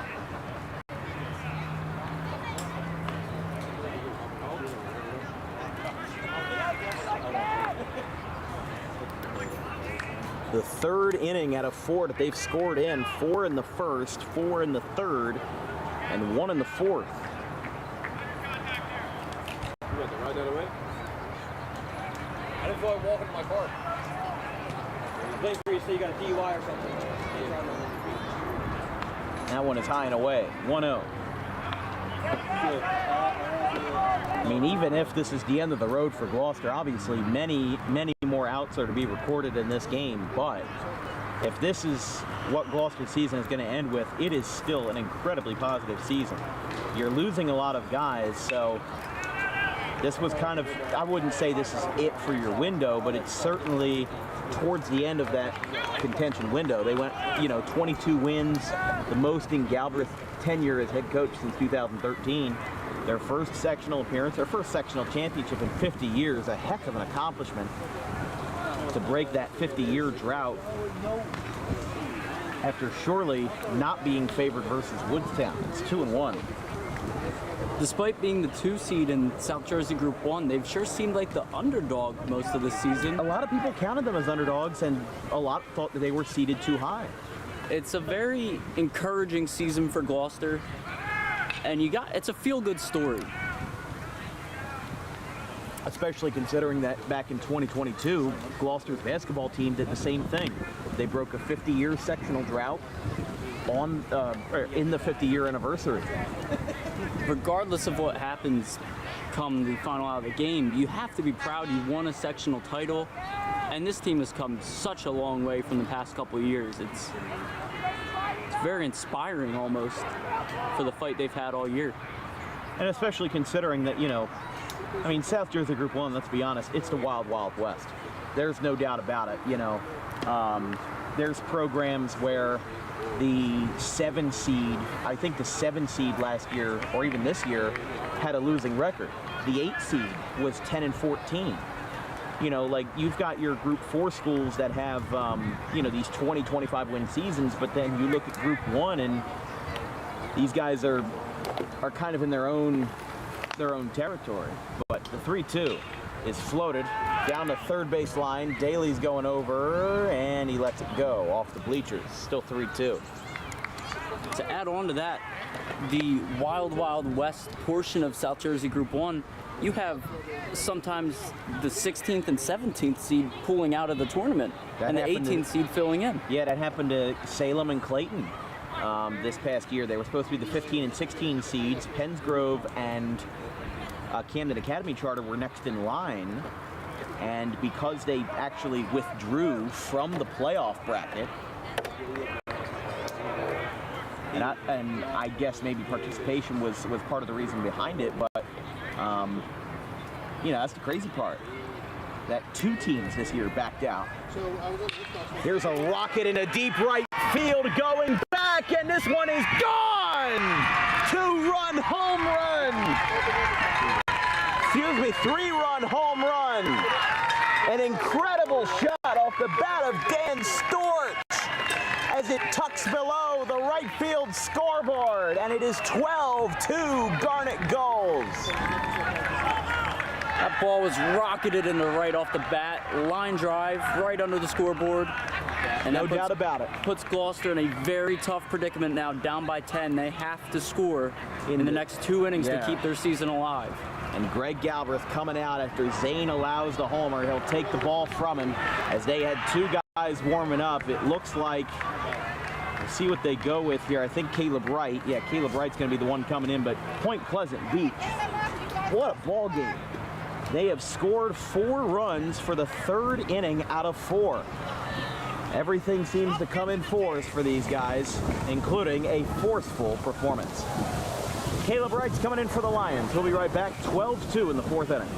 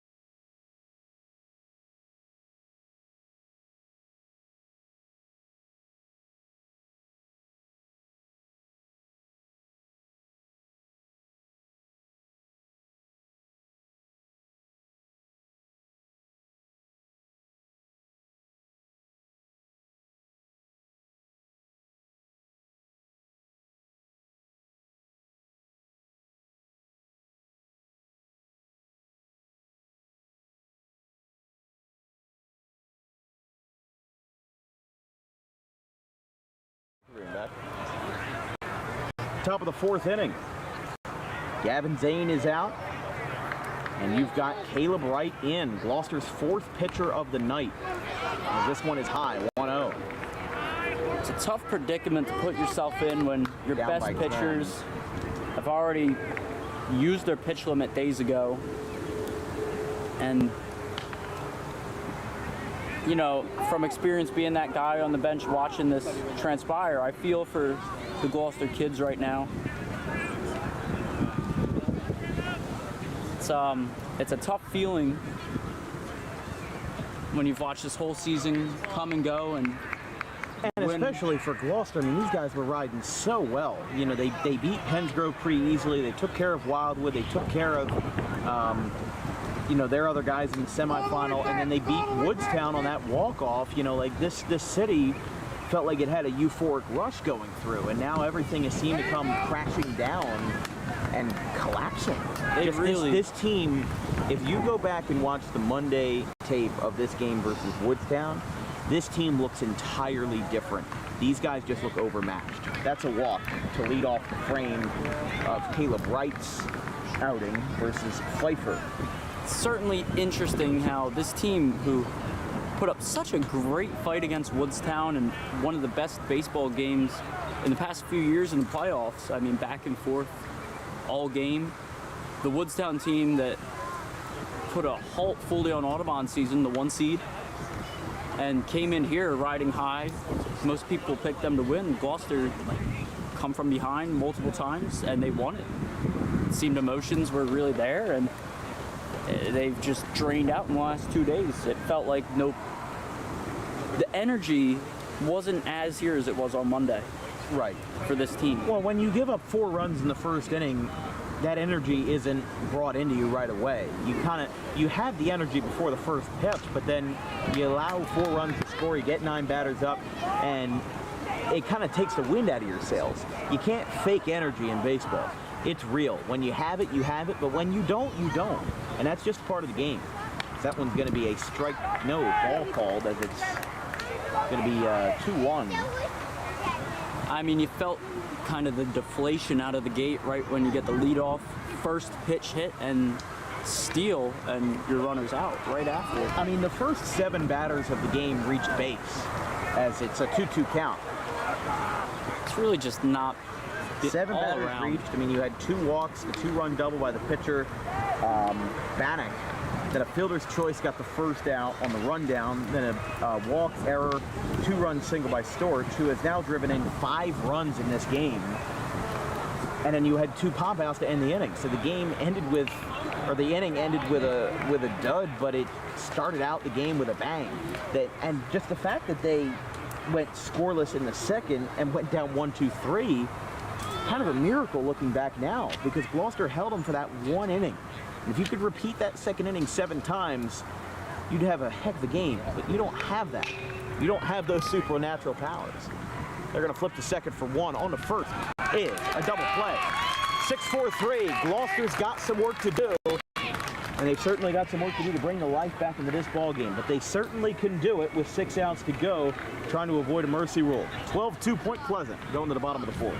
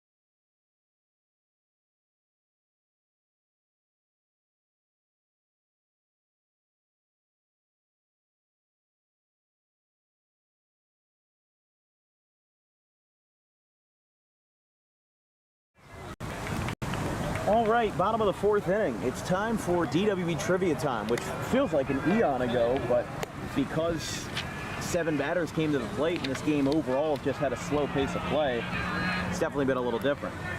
Today's trivia question is, yesterday morning the news broke that San Diego's Tucapito Marcano was permanently banned from baseball for betting on his own team. When was the last year that an active Major League Baseball player was banned for betting? I'll bring up the answers, I'll bring up the options here. First one was 1992, B, 1949, C, 1924, or D, 2016. My analyst, Gavin Van Rel, you got a guess? Well, I was born in 2006, but nothing notable besides that happened that year. So I'd take a guess and say 92. Why'd you have to put in your birth year, Gav? I don't get that. Well, because it was the only notable event. So, I'm sorry, you said 92? Yeah. And Chris Baker, guess. your guess? I'm going to go with 2016 versus Gulls. Both of you are both wrong. It was 100 years ago, 1924. Listen to the wording, because this is what's important. Yes, Pete Rose was banned for betting. He was a manager at the time.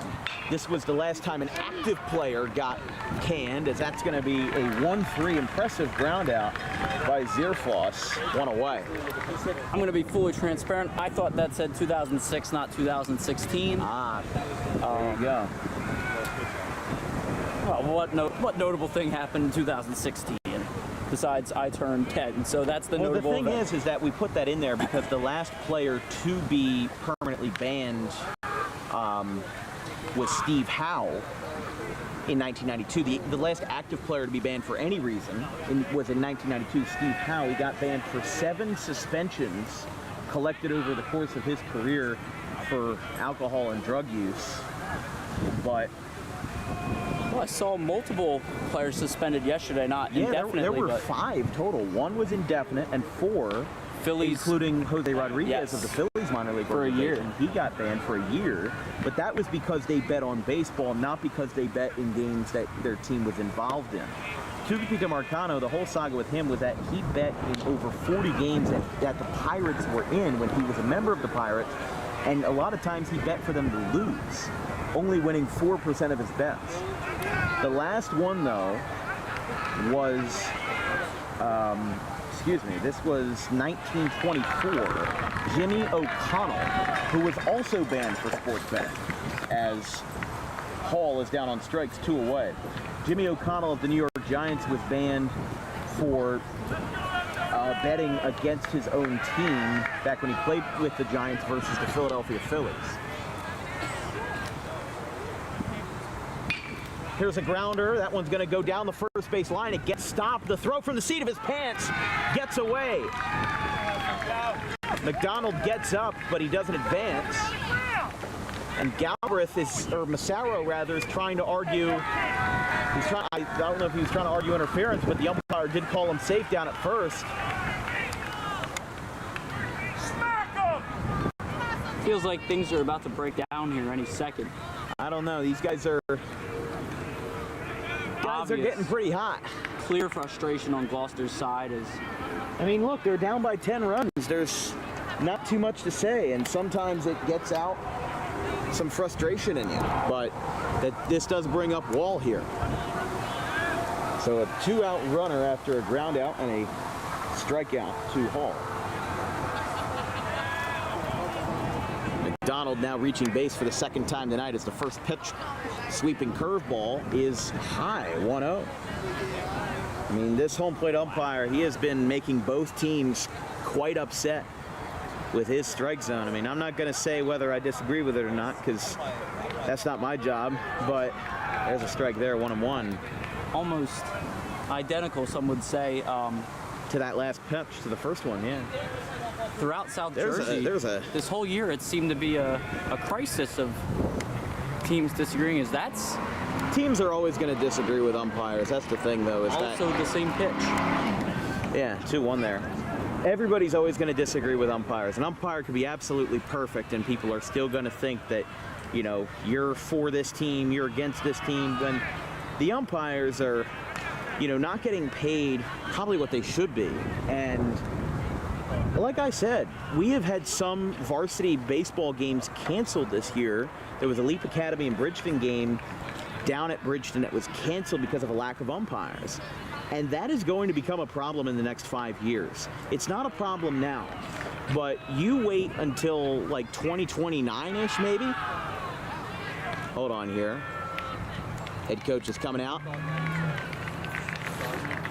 And they are going to, they're going to take him out? I mean, everything just kind of broke up at once. Yeah, they're going to bring in the center fielder, actually, which is Powers. So they will make a pitching change mid-at-bat. 3-2, 2 outs, and they're going to make a pitching change in the middle of bat. We'll be right back as Point Pleasant leads 12-2 here in the bottom of the 4th.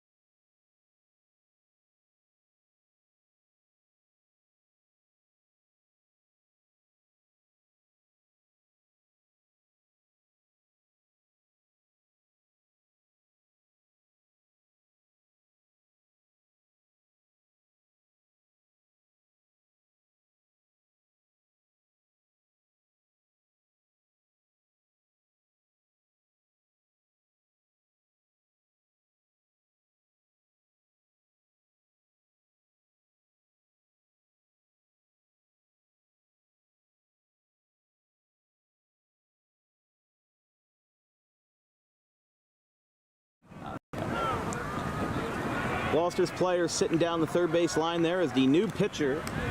Is not going to be Brody Powers, but instead they're going to make a couple changes here. Liam Dolan is in as the right-hander for Point Pleasant Beach, as that's a swing and a miss. The quickest one-pitch outing we've ever seen as Decide is retired. Dolan comes in, he throws a one pitch and gets the strikeout. We're through 4 here at Gloucester, still 12-2 Point Pleasant.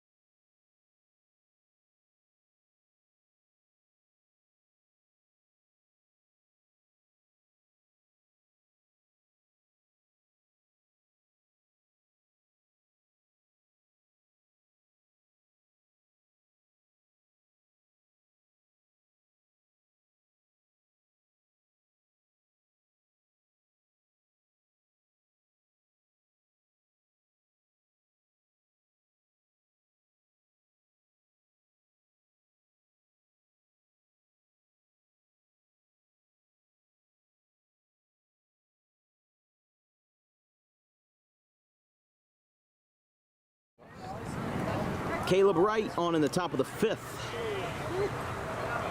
As Gloucester got a 2-out base hit, but nothing more, with Liam Dolan in for the Garnet Gulls. As the Garnet Gulls are 3 outs away if they can hold Gloucester scoreless in the 5th for a state championship berth versus Pompton Lakes, who officially won after clearing the rain delay. They won 5-3 over Dayton over in Springfield, 1-1. But Eastern won as well, 7-5 over Jackson Memorial. I think that game started at 3 o'clock, so it's relatively early.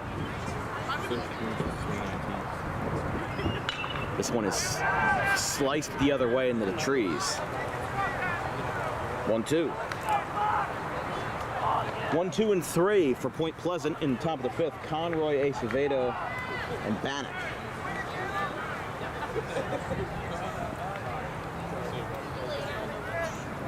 But the crowd has not necessarily dissipated, but it certainly has been reduced a little bit. Some of the fans have left, kind of anticipating this for Point Pleasant, but for these Garnet Gulls fans that are up and down the first and third base lines, they're all very excited about it. As that's strike 3 on the outside corner, and Wright has his first K, went away.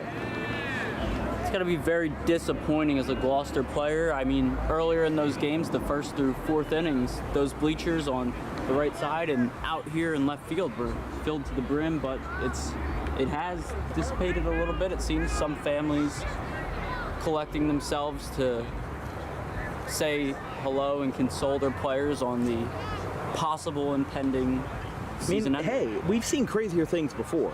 I've seen 11 run innings just a couple weeks ago as a 6-3. He's going to go over Medlar with an aggressive tag, but he got him.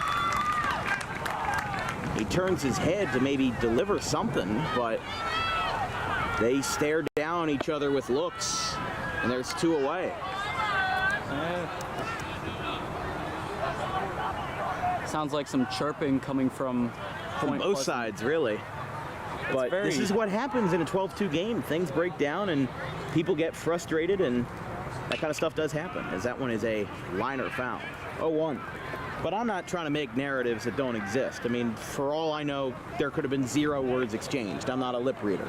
But just from the frustration that's been present all night between Gloucester and Point Pleasant, some frustration with the umpiring, some frustration with just morals and ethics in general, has kind of made this game not necessarily tense, but definitely something to watch as McDonald leaps in center field, makes a catch, handing over. Nice leaping play sends Gloucester to what could be their final at-bats in a historic season. This would be a tough way to end it, but they've got 3 outs to score a run. They've been held to 4 hits tonight. They'll need a couple more to keep this game alive for another frame. 12-2. We'll be right back.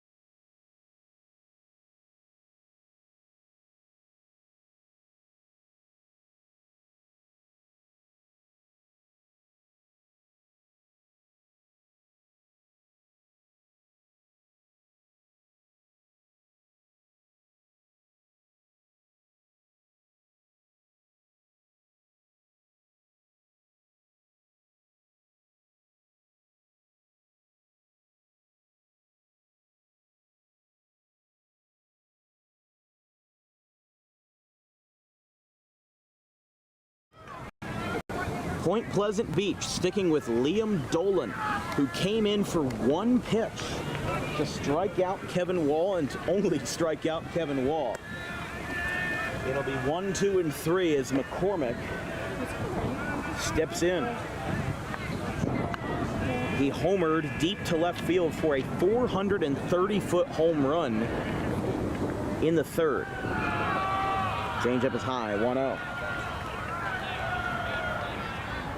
There's a little path out in left field, and it cleared that by a couple feet too. That ball was torched earlier in the game.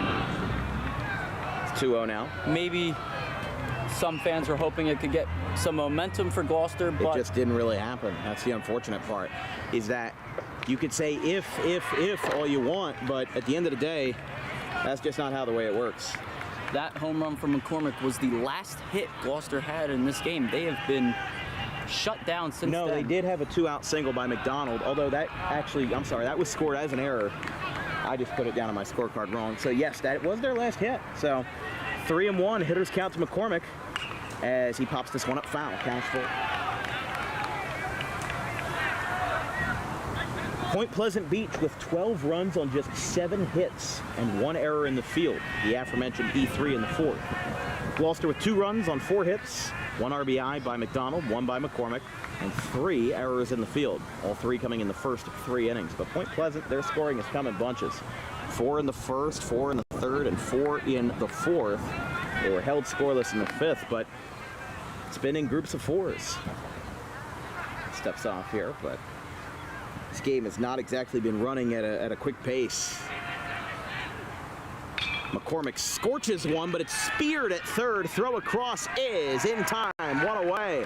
And Point Pleasant is 1 out away from a state berth. Nothing he could do there. He drilled it, got on top of it. He did exactly what was asked of him, but Good reaction time over there by the freshman Pfeiffer, who has been excellent tonight on both ends of the ball. And now Point Pleasant down to their final, or Gloucester down to their final 2 outs.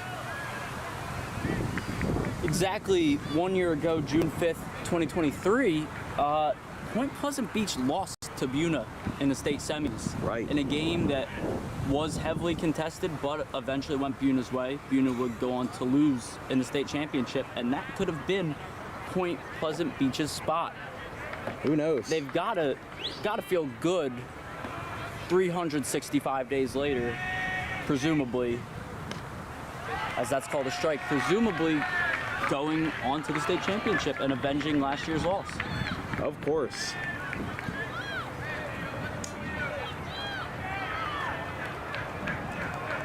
No balls, 2 strikes with 1 away. This one is popped up, third base side, going over, went against the fence, but it's foul. Still 0-2. Going back, checking out a couple of histories here. This would be Point Pleasant Beach's first ever state championship appearance, because I don't see anything in Group 1 or Group 2. As a swing and a miss, now they've got to tag him. They're saying that yes, they tagged him out, and there are 2 away as Seibert is retired. Last out is in order for Point Beach. I mean, the pitching has been not phenomenal per se, but Galbraith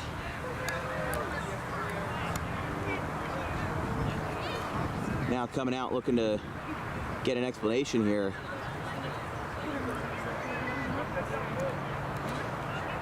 And contesting the strikeout call to Seibert. As now here is Medlar, the game that's the player that started this game on the hill, got 1/3 of an out before being pulled, and Point Pleasant Beach is 1 out away from their first state championship appearance, as it's 1-0. 12 runs on 7 hits tonight as they look for their 25th win of the season, and a date with Pompton Lakes. It's 1-1. Looking to be a 5-inning final. They put in Dolan, who's now had 2 strikeouts in a full inning of work. The 1-1. Ground ball, high chopper, out towards short. Picked up by Acevedo, and for the first time in school history, the Point Pleasant Beach Garnet Gulls have rung their way into a state championship appearance. And the Garnet Gulls on Saturday night will meet the Pompton Lakes Cardinals for an ultimatum and what would be their first ever Group 1 state championship.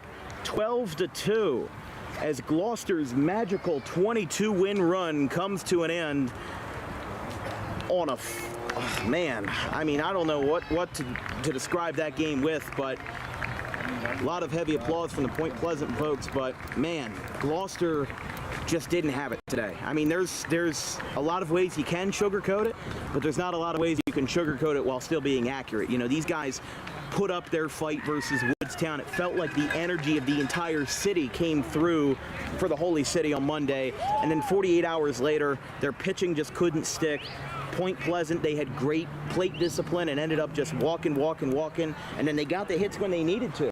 You know, I would say easily your player of the game definitely going to have to go to Daniel Storch.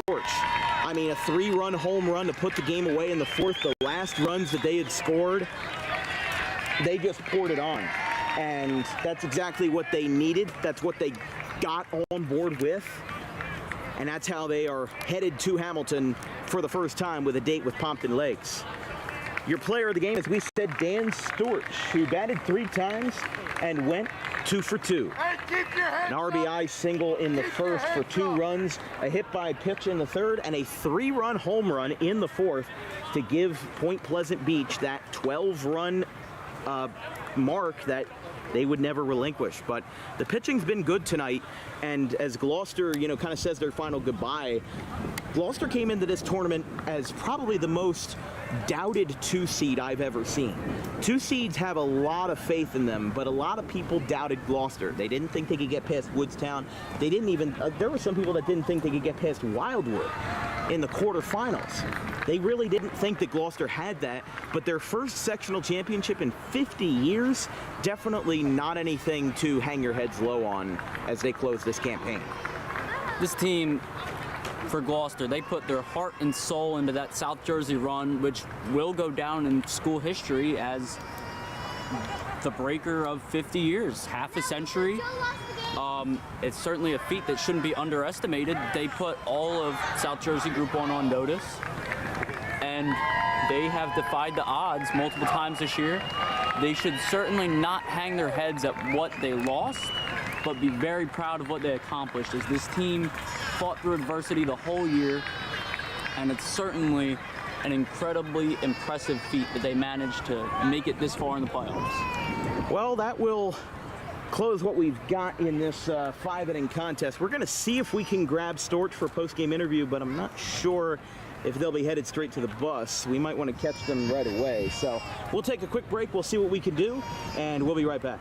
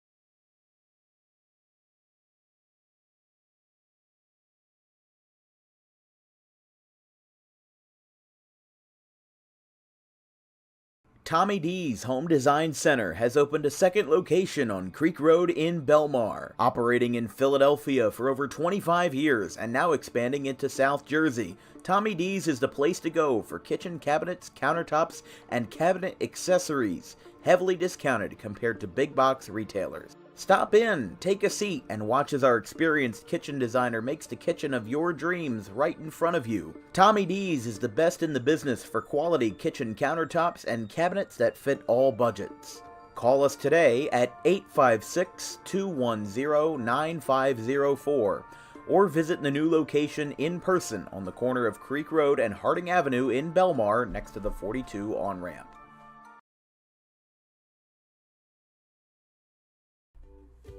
In life, the road ahead is full of possibilities, but to navigate it safely, you need the right skills. Harper Driving School is the premier driving school serving Gloucester, Salem, and Camden counties.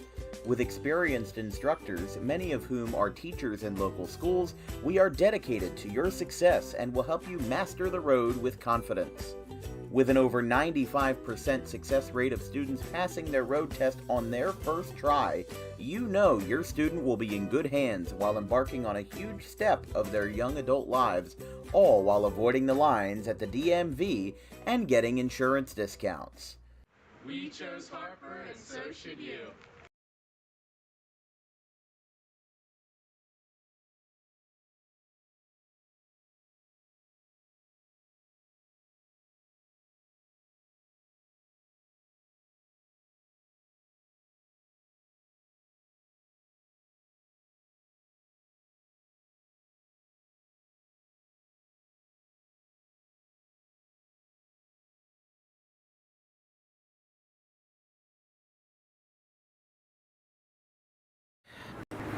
Ladies and gentlemen, your Harper Driving School player of the game, Daniel Storch, 2 for 2, including 5 RBIs on the day as Point Pleasant Beach rolls their way to a state championship appearance on Saturday night versus Pompton Lakes.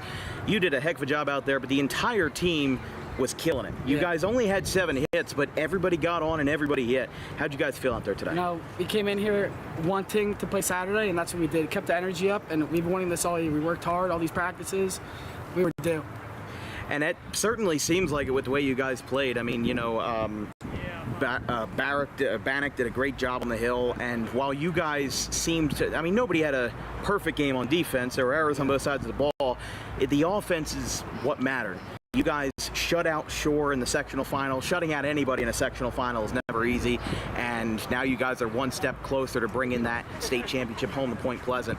I gotta ask, that 4th inning home run to the left of the scoreboard and right, feel like it was going off the bat? Yeah, I knew. I just pitch I bat around, I just knew. I was due. I'm just saying, it was an excellent homer, and that was what put the game away. Yeah. You know, you guys put up 12. You guys scored in bunches, 4 in the first, 4 in the third, 4 in the fourth. You know, everything ended up working out perfectly for you guys.